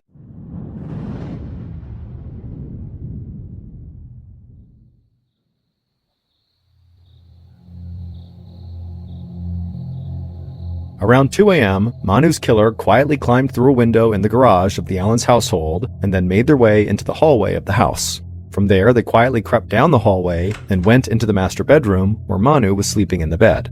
Now, the killer tried to be quiet, but Manu was a light sleeper, and very quickly, they woke Manu up. And when the killer noticed that Manu was sitting awake in the bed, looking over at them, the killer froze for a second, but then suddenly the killer reached out and grabbed a butterfly knife off the dresser and just jumped on top of Manu before she could do anything, and the killer began furiously stabbing her. Manu tried to shield herself from the knife, but the killer plunged it into her again and again in this frenzied attack, eventually rolling Manu over, jamming her head into the mattress, and then jabbing the knife into her head multiple times. And after the 47th and final stab wound, the killer dropped the knife onto the bed. But the killer convinced themselves that Manu was not dead. She was still breathing. So the killer wrapped their hands around Manu's neck and squeezed as hard as they could until they were sure she was dead. The killer then wiped the knife off on the sheets and then placed the knife into their backpack. Then they took the bed sheets and kind of wrapped them all around Manu, who was on the bed, and then they dragged Manu inside of these sheets off the bed onto the ground. Then the killer casually walked out of the bedroom into the kitchen to retrieve the car keys from the spot where Manu always kept them. And so with Manu's keys in hand, the killer returned to the master bedroom, locking the door behind them, and then they dragged Manu in the bed sheets out the other door of the master bedroom, through the laundry room and the garage, and then outside to Manu's SUV. There, the killer put Manu's body, still wrapped in the sheets, in the trunk, and then they also placed the bike that they had driven over to the Allen's house into Manu's SUV. Once Manu's SUV was all packed up, the killer hopped in the driver's seat and drove 8 miles north to the recreational area by the lake, but as they were driving along, the SUV got stuck. So at that point, the killer hopped out of the SUV and removed Manu from the vehicle and dragged her over to the spot where she would later be found. However, before the killer actually left Manu there, they pulled out a gun and shot Manu in the face, even though at this point Manu was obviously already dead. Then, after covering up Manu's face with some leaves, the killer walked back over to the SUV, took the bike out, and then pedaled away from the scene back towards town. Police would track down Manu's killer and place them under arrest. And then once they were brought into an interrogation room, investigators asked them why. Why had they killed Manu? And that's when the killer claimed that Manu's husband, Peter, had made them do it. The killer said Peter had cornered them at a convenience store and made them get into his car and put a gun to the killer's head and said, "You're going to kill my wife." But as much as investigators had suspected Peter at different times during this investigation, this story didn't make sense with the timeline of the murder. And the forensics, both the fingerprints and DNA, implicated only one person, Julius Mullins. Julius was the owner of the bike who had stored it under the stairs at his friend's apartment, but more importantly, Julius was the ex-boyfriend of Peter and Manu's oldest daughter, Melanie. The pair had dated for a year when Melanie was a junior in high school. Julius's home life was undeniably rough, and there were times when his parents would kick him out of the house and he would have no place to sleep. Sometimes the only high school coaches would let Julius, who played tight end for the football team, sleep in the gym. And on at least one occasion, when Julius had been kicked out, Manu had allowed Julius to sleep over at their house. And also, Julius was a frequent visitor to the Allen's household, but just for the day, he'd come over for a couple hours at a time to see Melanie. And so it was during these frequent visits that Julius learned where Manu kept her car keys, which is how he knew where to go in the kitchen to find them. Manu always treated Julius incredibly kindly because she was just a person who really looked out for the kids in this town. I mean, she was always spending her spare time looking after kids and mentoring kids and tutoring kids, especially kids who had rough home lives like Julius did. And so Julius was no exception to her kindness. Manu would sometimes help him with his homework and, talk to him and make sure he was doing okay. But during Manu's daughter's relationship with Julius, it seemed like Julius's behavior began to change. He was very temperamental and moody and just seemed like he was snowballing. And so eventually Melanie broke off the relationship and Manu kind of stopped talking to him as well, and Julius did not take it well. And this was about 7 months prior to the murder. Police noticed that when they brought Julius in for his first interview, that he had cuts and scrapes all over his arms and legs. And when that ranger went to retrieve the bike from Corey's apartment, Julius was the person he ran into who he was very familiar with because of this case. And he asked Julius to see the soles of his shoes, and when Julius showed him, it was immediately apparent that they matched the shoe prints that had been found by the lake where Manu's body was discovered. The shoes were later found to be an exact match, and the treads on Julius's bicycle were also an exact match to the tracks that were found leaving the scene. Investigators also performed a sound test at the Allen residence, with one ranger in the master bedroom and the other on the couch where Peter had been asleep, and they turned the TV on in the living room to a low volume, as it had been the night Peter fell asleep on the couch and Manu was later murdered. And the ranger in the master bedroom shouted and yelled and made all this noise, and the ranger in the living room could not hear a thing. That's how poorly sound traveled in the Allen household, which is a big reason why nobody heard what was going on in the master bedroom. And also, Kiara, when she had fallen asleep, she had her earbuds in, which did already degrade her ability to hear what was going on in the house, and Darian really had been upstairs with headphones on, which also affected his ability to hear what was going on in the house. So really, nobody heard anything. As for the knife that was found in the bedroom, it was determined to have not been the murder weapon. The knife that was used to kill Manu was found in Julius's backpack. And Peter's stolen communist block pistol was found in the home of Corey Taylor, Julius's friend, but Corey was found to not have been involved with the murder at all. Julius would eventually come clean and would admit that Peter actually had nothing to do with the murder and that Julius had acted totally alone. And it would turn out Peter's theory about the murder, the idea that somebody had maybe tried to break in to steal his guns, but then inadvertently killed his wife, seemed to be at least partially right. Julius claimed when he snuck into the house, he was looking to steal Peter's guns. Julius said he was in the process of stealing an unsecured gun from a cabinet in the master bedroom when Manu woke up. And he said his fight-or-flight response kicked in, and it led him to stab her 47 times and then strangle her, and then eventually later on also shoot her in the face post-mortem. Julius Mullins, who was 18 years old, pled guilty and was ultimately sentenced to 55 years in prison.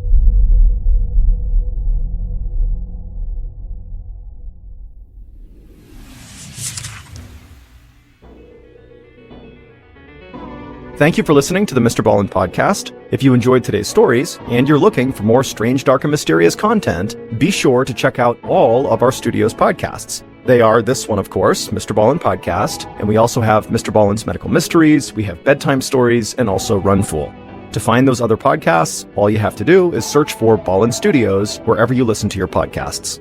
To watch hundreds more stories just like the ones you heard today, head over to our YouTube channel, which is just called Mr. Ballen. So that's going to do it. I really appreciate your support. Until next time, see ya.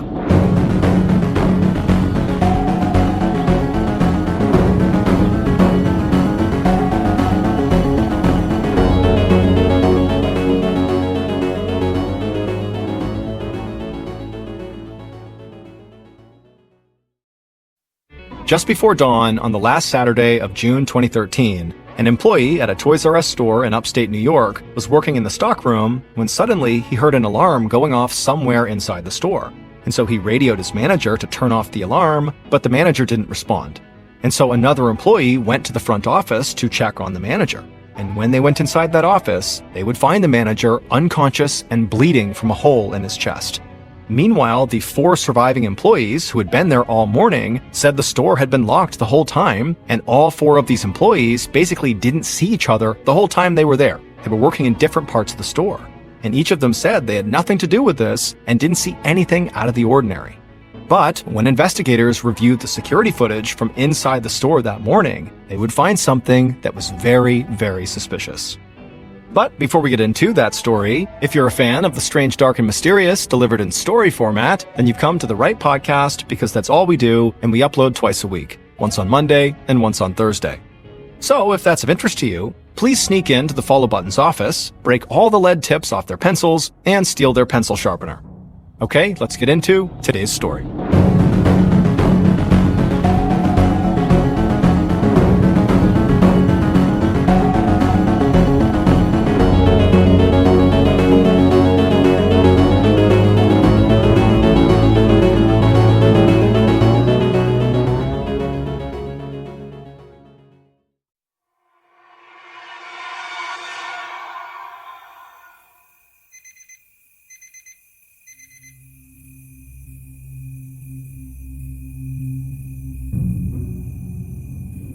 On June 29, 2013, 35-year-old Larry Wells woke up at 3 a.m., slipping out of his bed quietly so he wouldn't wake up his wife.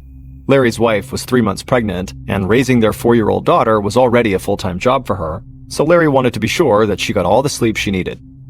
After climbing out of bed, Larry slipped into his work clothes that he had laid out the night before, and then he tiptoed through the house out to his car. Larry drove for about 5 minutes through the desolate streets of Hamburg, which is a quiet suburb just outside of Buffalo, New York. And at this hour, pretty much every business in town was closed, so it was very quiet and peaceful. Larry eventually turned into a large parking lot and pulled into a parking space. He got out of his car and began walking toward the big, sprawling building at the center of the lot. And as he walked towards it, he glanced up at the sign above the entrance of the building, and as he looked, he smiled. This sign represented something that had deep roots in Larry's childhood and also now an important place in Larry's adult life. That sign's multicolored letters spelled out Toys R Us. Toys R Us was a very popular toy store chain in the United States at the time, and it's where Larry had worked for the last 7 years.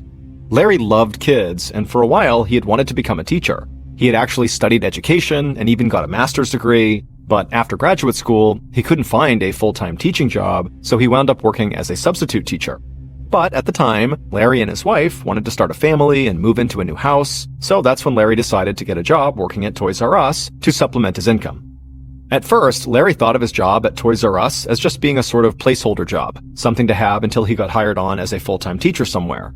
But it turned out Larry sort of loved working there. He got to regularly interact with children, which he loved doing, and also his fun-loving personality and solid work ethic just made him a perfect fit for the company. And so pretty quickly, Larry took a lot of pride in his job at Toys R Us, and all of his coworkers there adored him, and by the time he and his wife had their first child in 2009, Larry had been promoted to store manager. This was his career. And because Larry cared so much about this job and about Toys R Us, he would often start work at 4 a.m. on Saturday mornings just to help the stalkers unload the merchandise trucks, even though he didn't have to do that. And that's exactly what he was doing on this particular Saturday morning, showing up early to lend a helping hand. And so Larry walked up to the front door of the Toys R Us building, and waiting outside were two of his employees, Cindy Barone and Isaac Millette Lloyd. The building was locked, so Larry pulled out his keys, unlocked the door, slid it open, and let the two workers inside. Larry walked in after them and then slid the door shut and locked it back up, because the store wasn't actually scheduled to open for another several hours. Cindy and Isaac made their way over to the time clock and punched in, then they picked up their walkie-talkies, which they clipped to their belts, and they began their shifts. As for Larry, he headed straight to the storeroom, opened up the back door for the merchandise truck driver, and then began helping the driver unload the truck. And then at some point, Cindy and Isaac came over, and they grabbed pallets of this merchandise from the back, and then wheeled those pallets into the store on dollies. Isaac took his pallet to his section of the store, while Cindy took her merchandise pallet to the next section over. And then both of them got to work restocking the shelves, which had been thinned out by the Friday night rush. By 4:30 a.m., the truck was fully unloaded, so Larry let the driver back out of the building and then locked the back door after him. At this point, Larry, Cindy, and Isaac were now working in separate parts of the building, and they couldn't see each other, but they could communicate using their walkie-talkie radios. And you need to keep in mind that this particular Toys R Us store was massive, over 41,000 square feet. And so really it was normal if you were working in off-hour shifts to basically not see anybody else physically and just basically talk to them on your walkie-talkie. A little before 5 a.m., so about 30 minutes later, an employee named Anthony Armstrong stood outside the front entrance, pulled out his cell phone, and called his manager, Larry, and told him he was outside the store, ready to start his shift, and could he come over and unlock the door. And so Larry made his way to the front door, he opened it up, let Anthony inside, and then slid the door shut and locked it back up. About 10 minutes after that, another employee named Richard Shepard approached the front door of the Toys R Us and also called Larry so he could be let in the building. But this time, Larry's phone just rang several times and went to voicemail. So Richard sent Larry a text message and then waited a minute for a reply, hoping he would reply soon, but he didn't. And so as Richard is just sort of standing there, he pressed his face against the glass and peered into the store to look for any movement, thinking maybe he could, bang on the door and get one of the other employees' attention so they could let him in. But he didn't see anybody. So, feeling sort of frustrated, Richard stepped away from the door and walked east towards the Babies R Us side of the building, which had a separate entrance from the main store, and when he got there, he found one of the sliding doors at Babies R Us was wide open. Now, this really surprised Richard, because the company had very strict loss prevention policies that required all doors to remain locked during non-business hours. But this was actually kind of lucky for him, because now he was able to just stroll right into the store without needing anyone to help him inside. And so once he was in, Richard clocked in and began his shift stocking shelves in his section. Now, at this point, Richard still hadn't seen anybody else, and he did think it was kind of eerie to be all alone in this vast fluorescent-lit store before the sun had even come up. A few sections over from Richard, Isaac was still stocking his shelves, and he was taking his time as usual because Isaac was meticulous and took great pride in his work. He also really liked Larry as a manager, and so he always tried to do a really good job when Larry was around because he wanted to impress Larry. Cindy, on the other hand, was actually almost done stocking her section, but it wasn't because she was lazy, it was because she had worked at Toys R Us longer than a lot of the other employees, and so she knew the merchandise inside and out, and she could basically make her way through the entire giant store with her eyes closed, and so she was just really quick. As the hour wore on, all the employees kept plugging away, sort of independent of each other, and outside, as the sky turned from pitch black to a pale blue as the sun rose, the lights in the parking lot switched off for the day. Isaac looked outside and noticed the sun coming up, and he knew the store was going to be opening in just a couple of hours, and he still had more merchandise that he would need to put out onto the shelves. So he wheeled his now empty pallet to the back of the store into the stock room, and he was about to load up another full pallet of merchandise when he suddenly heard a noise coming from inside the store. It was a repetitive noise, like a wailing sound, but sort of flat and robotic. At first, just because Isaac didn't know what the sound was, he simply tried to ignore it and just focus on his work. But the sound just kept going on, and nobody seemed to be turning it off, and that's when Isaac realized this was actually an alarm going off inside the store. And so Isaac stopped what he was doing, and he pulled out his radio, and he pressed the button and said, "Hey Larry, there's an alarm going off in the store, can you please turn it off?" But a minute went by, and the alarm still kept going, and there were no responses from Larry on the radio. And so Isaac turned the channel on his radio and radioed everyone in the store and asked for someone to please go find Larry and please get him to turn off that alarm. Cindy happened to be closest to the manager's office at the front of the store when Isaac made this radio call, and so Cindy replied into the radio that she would go see if Larry was in his office. Shortly after that, Isaac emerged from the stockroom, pulling behind him a pallet of merchandise, and as he did, suddenly a woman's scream echoed through the entire store, and then Isaac heard this woman sobbing and shouting, "Oh my God! Oh my God!" Isaac had never heard Cindy scream or cry before, so at first, he wasn't even sure if it was her. He just felt completely disoriented. And then Isaac saw his coworker Anthony rushing towards the manager's office, and so Isaac followed behind. Outside the office, both men saw Cindy crying and shaking, and in between sobs, she said she needed to call 911, and then she rushed past them, picked up a phone from one of the checkout lanes, and dialed. At this point, Richard, the employee who had shown up last, rushed up the aisle to where Isaac and Anthony were now standing, and the three men just sort of looked at each other, confused and frightened, and then, without a better plan, they just walked into the manager's office, and immediately it became clear why Cindy was so upset. Their manager, Larry, was slumped over in his chair, bleeding profusely from a hole in his chest. Isaac reflexively called out to Larry, but Larry didn't respond. The only sound in the office was a loud, pulsing screech from the phone receiver, which had been left off the hook. And so the three men just turned and ran out of the office over to Cindy, who by this point was on the phone with 911, totally hysterical, screaming into the phone that their manager had been shot and she wasn't sure if he was alive or dead.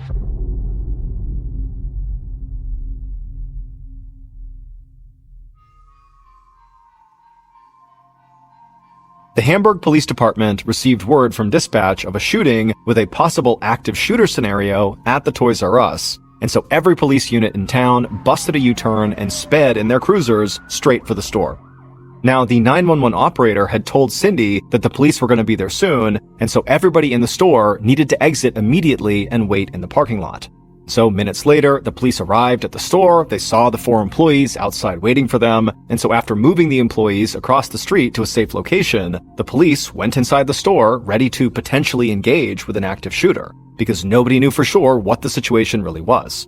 Was there still an armed shooter inside somewhere? Or maybe had they left the store and they were on the loose in the area? Nobody knew. Detective Sergeant Scott Cascino was still at home and barely awake when he got the call about the shooting, and he found himself feeling totally confused and wondering if he had even heard correctly. Like, the idea that there was a shooting inside of a Toys R Us at 6 a.m. on a Saturday morning in Hamburg, of all places, just seemed impossible. Cascino was a veteran detective who knew that the town of Hamburg had very little violent crime. So as he quickly got dressed and hopped into his police-issued vehicle and drove to the Toys R Us, he really didn't know what to expect. When Cascino arrived at Toys R Us and parked his car in the lot, he watched as the other police officers who had already arrived began carefully advancing towards the building with their guns drawn. Those officers would slowly make their way through the store looking for anybody, but finding no one, before finally getting to the manager's office, where they went inside and they saw what Cindy had seen. Larry, all alone inside, slumped over in his chair. The police called out Larry's name several times, but he was unresponsive. One of the officers walked over to him and pressed his fingers into Larry's wrist, and he turned to his colleagues and signaled that Larry did still have a pulse. But the officers saw all the blood on the floor and they could barely hear Larry's breathing, and so they agreed they basically had no time to waste here in getting this man medical attention. And so the officers just grabbed Larry by the shoulders and dragged him out of his office, through the store, and out the front door, right to a waiting ambulance. 2 EMTs lifted Larry onto a gurney, they strapped him down, and then placed him into the back of the ambulance, and then the EMTs hopped in with him, closed the doors, and the ambulance sped off towards the hospital. And as that ambulance sped across town, the EMTs in the back worked on Larry, trying to compress the wound in his chest and get the bleeding to stop. The EMTs noticed that in addition to the huge hole in Larry's chest, there was another wound in his shoulder, but comparatively speaking, it was not nearly as big of a deal as the chest wound. And then as the EMTs continued doing their work, they realized, these wounds were not gunshot wounds, they were knife wounds. Larry had been stabbed. However, despite all the efforts made by these EMTs to try to save Larry, he would unfortunately pass away from his wounds when they were only about halfway to the hospital. Back at the Toys R Us, police had set up a perimeter around the property, and then the SWAT team arrived. The SWAT team then searched both inside and outside the building, and then reported to Detective Cascino that they didn't find anything or anyone that was suspicious, and so at this point, all investigators were clear to now enter the building. It was also around this time that Detective Cascino and the rest of the first responders learned that the victim had died on the way to the hospital, and that contrary to what the initial theory had been, that he had not been shot. He had been stabbed to death. Cascino and crime scene investigators proceeded into the Toys R Us and headed directly into the manager's office, where Larry had been found. Once inside, everything was carefully swabbed for DNA and dusted for fingerprints, and as they did this, investigators were careful not to step in the long streak of Larry's blood that had been left there on the ground when the police had dragged him out. There was also a security DVR on the table. It was where footage from all the store's security cameras was fed and recorded onto a hard drive. And very clearly, the power cord to that security DVR had been unplugged and pulled away from the wall. Cascino had a hunch that one of the employees who had been working that morning was Larry's killer, and the footage from the surveillance cameras around the property may very well reveal which one it was. So getting this DVR connected and reviewing the footage on it from the surveillance cameras would be crucial. At this point, the 4 employees who had been there that morning, Cindy, Isaac, Anthony, and Richard, were the primary suspects in this murder. And so Cascino and his team quickly separated them so they could all be interviewed individually. Investigators put Isaac in the passenger seat of one of the police cruisers, and Cascino sat in the car with him. And the first thing Cascino noticed was how Isaac was trembling and tripping over his words. And so Isaac's nervousness and his inability to answer questions clearly made him seem suspicious, and so did the behavior of Anthony Armstrong, who was the youngest member of the employee crew. He completely clammed up during his interview and refused to answer questions, so that raised a red flag too. Then, detectives questioned Cindy, who was the one who actually found Larry's body, and she was cooperative and helped investigators develop a timeline for the events of the morning, but critically, during her interview, she made it very clear that Anthony was the last person to see Larry alive. Then, investigators learned that the final employee, Richard Shepard, was late for work that morning. And when detectives asked him why, Richard explained that he had stopped at the 24-hour grocery store to buy a drink and some snacks to help him get through his shift. Richard then recounted that when he had gotten to work that morning, he had tried calling Larry to open the door for him, but there was no response, and so he wound up entering through another door, the Babies R Us door, that just happened to be wide open. And then Richard explained that, that in and of itself was very unusual because they were all under strict orders to keep the doors locked at all times during non-business hours. And so the investigators finished up their initial interviews with the 4 Toys R Us employees who were there that morning, but they told them they would still need to stick around a bit longer.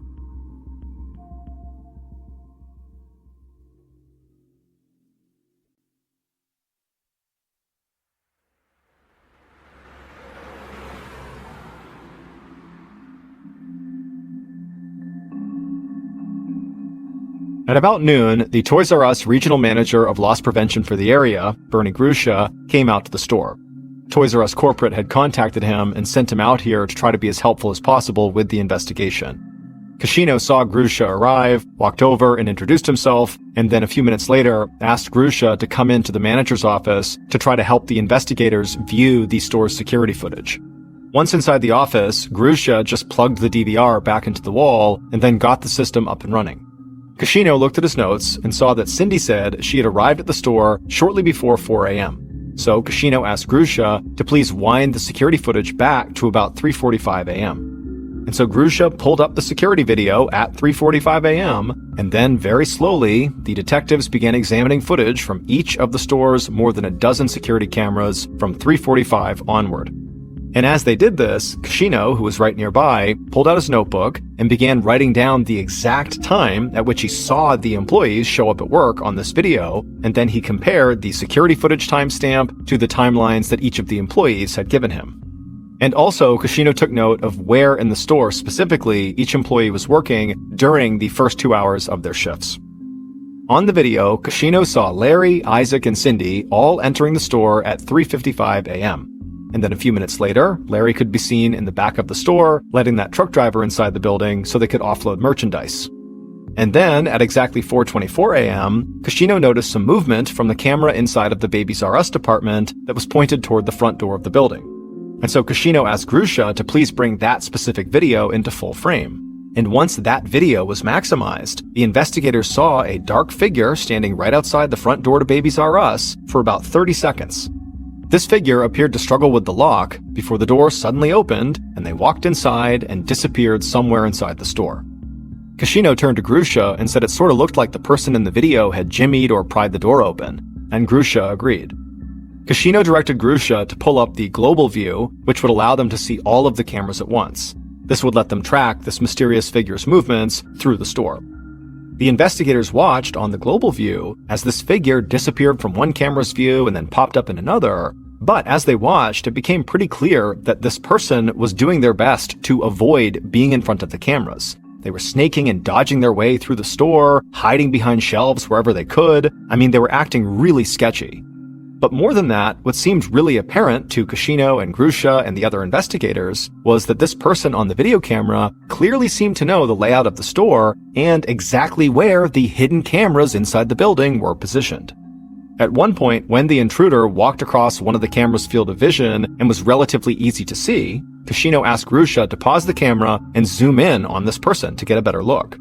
And as soon as Grusha did this, it was clear to investigators that this person was trying very hard to disguise their identity.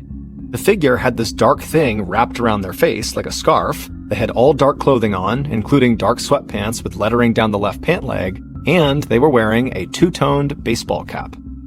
But by far the most chilling thing about this figure was what they appeared to be holding in their right hand. It looked very much like they were carrying a large knife. But despite all this, the security video was grainy and low resolution, especially zoomed in, so nobody in the room could make out any of the figure's facial features. The investigators couldn't even make out if this was a man or a woman. and it was also impossible to tell what the lettering on the side of their sweatpants said. And so eventually, Grusha zoomed back out and resumed playing the footage, and everyone in the room watched as this mysterious figure made their way to the front of the store. They moved along the front wall, and then at exactly 4:32 a.m., the figure entered the manager's office. And shortly after that, the security video cut out. And so the running assumption amongst the investigators was that, this intruder must have pulled the plug on the DVR, and that's why it cut. Kashino asked Grusha to rewind the surveillance footage and play it back from the point that figure entered the store. They cycled through the video again, and then once more, slowing it down and zooming in on the intruder again. And eventually, it dawned on one of the investigators that the two-tone baseball cap the figure was seen wearing in the footage looked an awful lot like the Florida Gators hat that had been left behind on the floor inside of the office. And so this confirmed for detectives that that hat they had found had very likely been worn by the killer, and it was, along with this surveillance footage, possibly the most valuable piece of evidence that they had. Once they were finished viewing the surveillance footage, Kashino unplugged the power cord and then carefully bagged it into evidence, because he now knew that the killer had very likely yanked it from the wall. Then Kashino handed off the power cord, along with that hat they had found, to crime scene technicians, who prepared these items to be transported back to the crime lab to be swabbed for DNA. 2 days after Larry's murder, the whole community of Hamburg was still frightened because the killer had not been caught. But by this time, the yellow police tape had been pulled from the perimeter of the Toys R Us, and the store was now open for business and crowded with customers. Police also released the surveillance video and images of the baseball cap to the news media on the off chance that somebody in the area might recognize the killer's walk or maybe the clothing they were wearing. Meanwhile, back at the crime lab, technicians had swabbed the DVR power cord and the Florida Gators baseball cap, and they were able to develop what they believed was the killer's DNA profile. They uploaded that DNA profile into CODIS, which is the federal DNA database with loads and loads of DNA profiles. However, after it was uploaded, there was no match. So at this point, the investigators, which now included the FBI, made it their main objective to collect DNA samples from every employee of the Hamburg Toys R Us store, both current employees and former employees, because many, if not all of these people, would not be in the CODIS database. And remember, the leading theory at this point is that, Larry was killed by potentially an active employee or a former employee, somebody with access to this building and an understanding of where the cameras were. And so over the course of the next few weeks, investigators developed a list of Toys R Us past and present employees and also other people connected to Larry and began making contact with them. Police interviewed literally hundreds of people, and not one person they talked to could think of anyone who would have done this. Seemingly nobody had any issues with Larry Wells. And on top of that, it was like nobody had one unkind thing to say about him. He seemed universally loved. But there was one piece of information that surfaced from a witness who had been near the Toys R Us in the early hours of the morning that Larry was killed. And that person recalled seeing a black Chevy Impala sedan parked inside the toy store's parking lot at that time. Now, this Toys R Us, despite having loads of cameras, did not have any dedicated exterior cameras, so there were no images of this vehicle, and this witness did not get a license plate number for the car. Police also could not immediately trace a black Chevy Impala to any of the Toys R Us employees. And so, while some members of the investigative team searched for this car without much to go on, others continued to track down and collect DNA swabs from current and former employees of the Hamburg Toys R Us, and they ended up with a total of 47 DNA samples. It would take several weeks for each DNA profile to be processed by the crime lab, but finally, in mid-August, a month and a half after Larry's murder, the results from all 47 DNA tests came in. And none were a match, meaning not one of those current or former employees had a DNA profile that matched the DNA profile from the hat and the power cord found inside of the crime scene. Detective Kashino and his team were frankly shocked. They expected there to be a match here, but now they just felt lost. It was like months of work had gotten them nowhere. And so once again, they turned to the FBI for help, and they asked the Bureau to draw up a psychological and personality profile of the killer. And so the FBI created that profile and then began reviewing recent arrests in the upstate New York area, and they would find one person who matched their profile almost exactly. The man's name was Patrick Walden, and he had recently been arrested in a neighboring town, and he had just been released from jail. And Kashino soon learned that the vehicle Patrick was driving when he was arrested was registered to his girlfriend's mother. who happened to be an employee at the Hamburg Toys R Us where Larry Wells was killed. And perhaps even more importantly, Kashino discovered that when police searched that vehicle at the time of Patrick's arrest, inside of the car, they found a very long knife.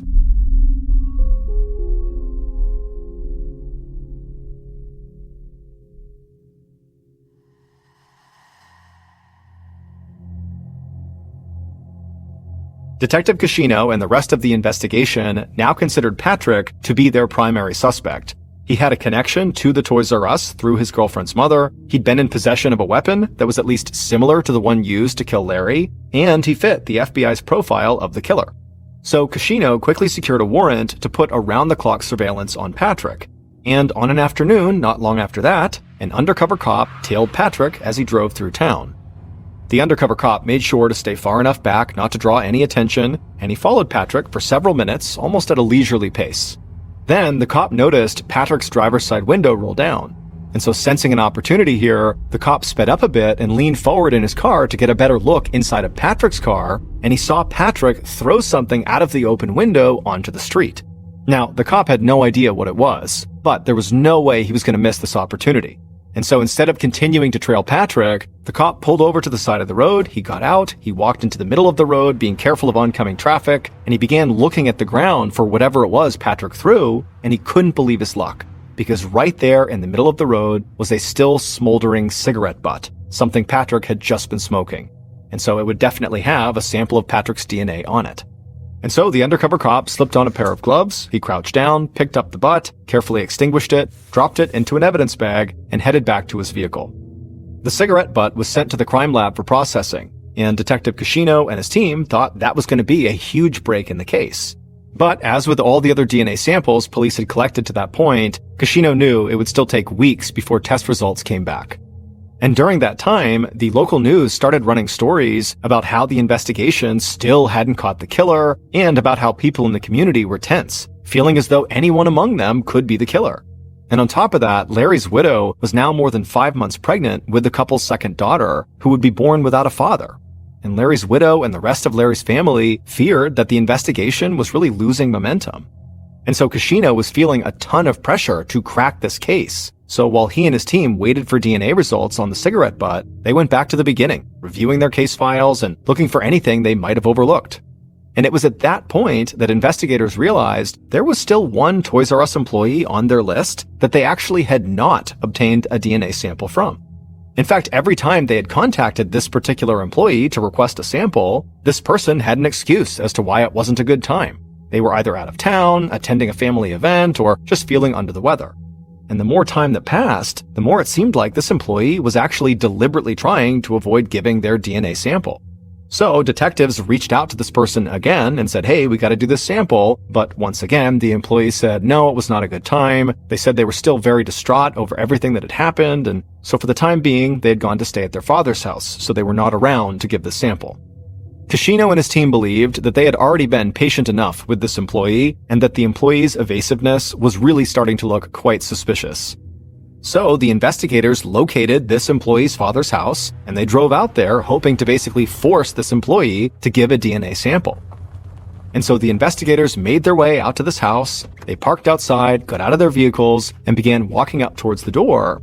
And as they passed by a car that was parked in the driveway, one of the investigators stopped in his tracks. He called out to the others and waved them over to the car he was next to, and then he pointed to something on the rear bumper. It was a Florida Gators bumper sticker. And remember, there was a Florida Gators hat found in the crime scene. That's where the DNA sample was being pulled from. When Kashino saw this, he felt a jolt of excitement. He felt like this could be a big break.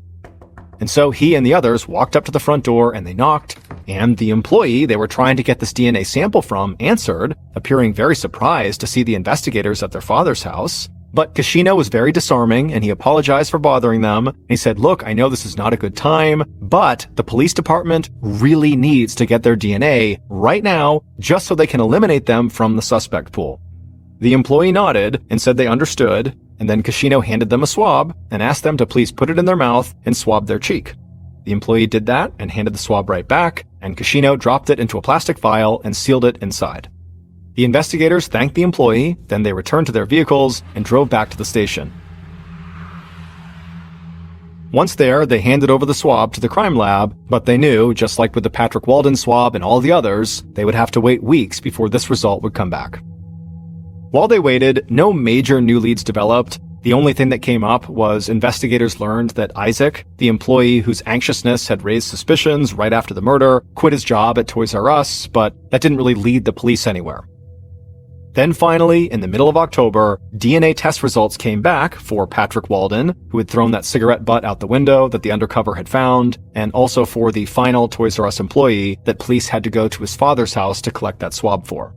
And one of those two DNA profiles would be a match for the DNA that was found on the Florida Gators hat and the security DVR power cord. And so, more than 3 months after Larry Wells was murdered, Detective Cascino and his team now knew what happened inside the Toys R Us on that Saturday morning in June, and they knew the identity of that figure in the grainy surveillance footage.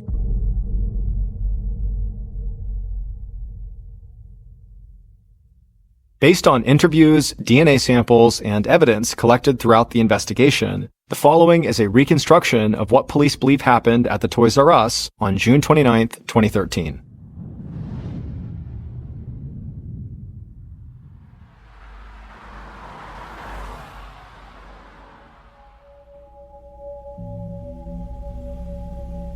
In the dark, early morning hours, the killer drove a black Chevy Impala into the Toys R Us parking lot. They parked the vehicle and then just sat there, scoping out the closed store and planning their entry. After a few minutes, the killer pulled a scarf around their face to conceal their identity. They grabbed their knife off the passenger seat and then got out of their car and walked up to the Babies R Us entrance on the side of the store. The killer walked up to the entrance and then kind of jostled at the door for about 30 seconds until they got it open, and then they went inside. Once inside, they very carefully walked along the walls, ducking behind shelves and doing their best to hide from the store surveillance cameras. The killer eventually reached the manager's office, and they walked inside and closed the door behind them. The killer then walked over to the DVR surveillance system and pulled the power cord out of the wall, disabling all the cameras in the store. 15 minutes later, store manager Larry Wells entered that very same office and right away saw the killer crouched over, attempting to open up the store safe. The killer heard Larry enter, and they wheeled around and immediately held up their knife and demanded Larry come over here and open the safe. But Larry, instead of doing that, just reached for the phone to call for help. But at the same time, the killer lunged at Larry, and the two men began to struggle. Larry tried desperately to push the killer off of him, but the killer began swinging their arms wildly, at one point stabbing Larry in the shoulder. And when that happened, Larry stumbled forward, and the killer at that point just raised the knife again and brought it down into Larry, stabbing him in the left side of his chest. Larry screamed out in pain and then collapsed into the chair.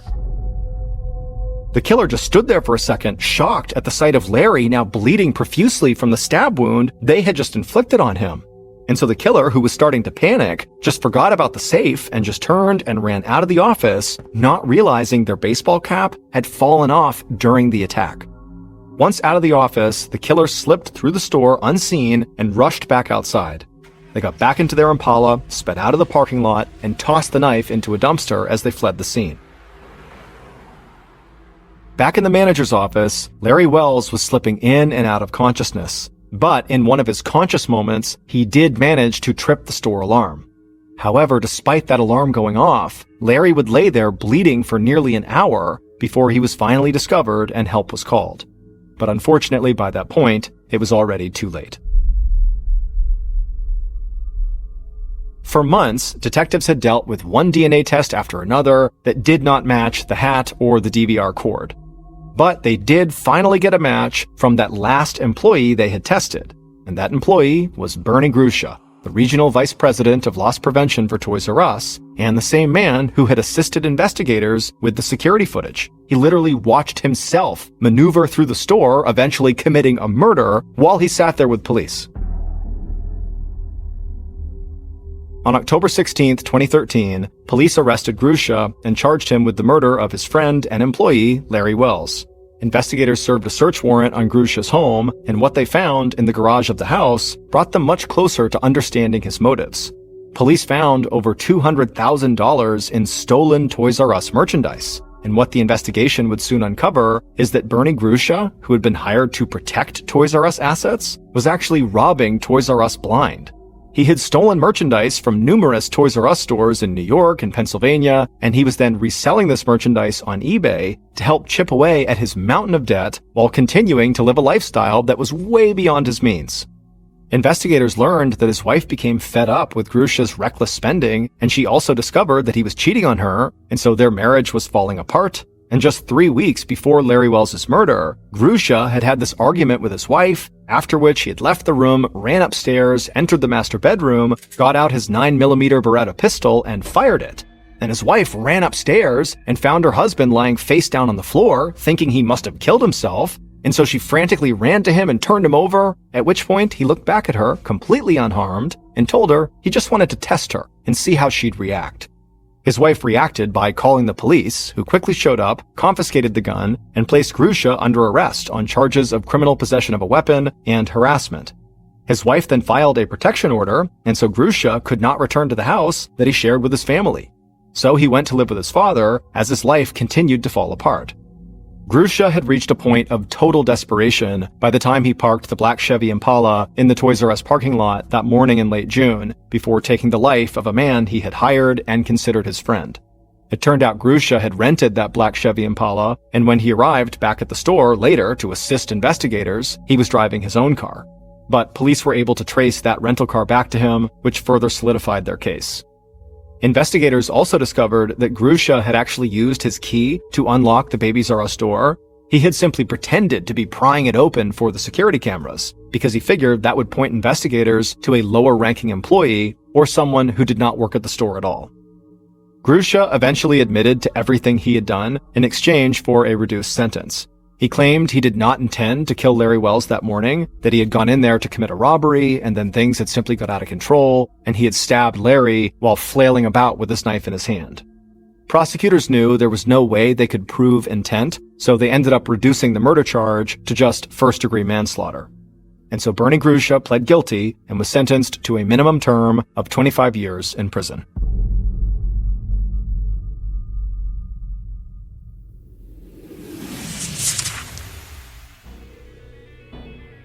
Thank you for listening to the MrBallen Podcast. If you enjoyed today's story and you're looking for more bone-chilling content, be sure to check out all of our studio's podcasts. Not just this one, but also MrBallen's Medical Mysteries, Bedtime Stories, Run Fool, and Wartime Stories. To find them, all you have to do is look up Ballen Studios on any podcast platform, and boom, you'll find them all. If you want to watch hundreds more stories just like the one you heard today, head over to our YouTube channel, which is just called MrBallen. So that's going to do it. I really appreciate your support. Until next time, see ya.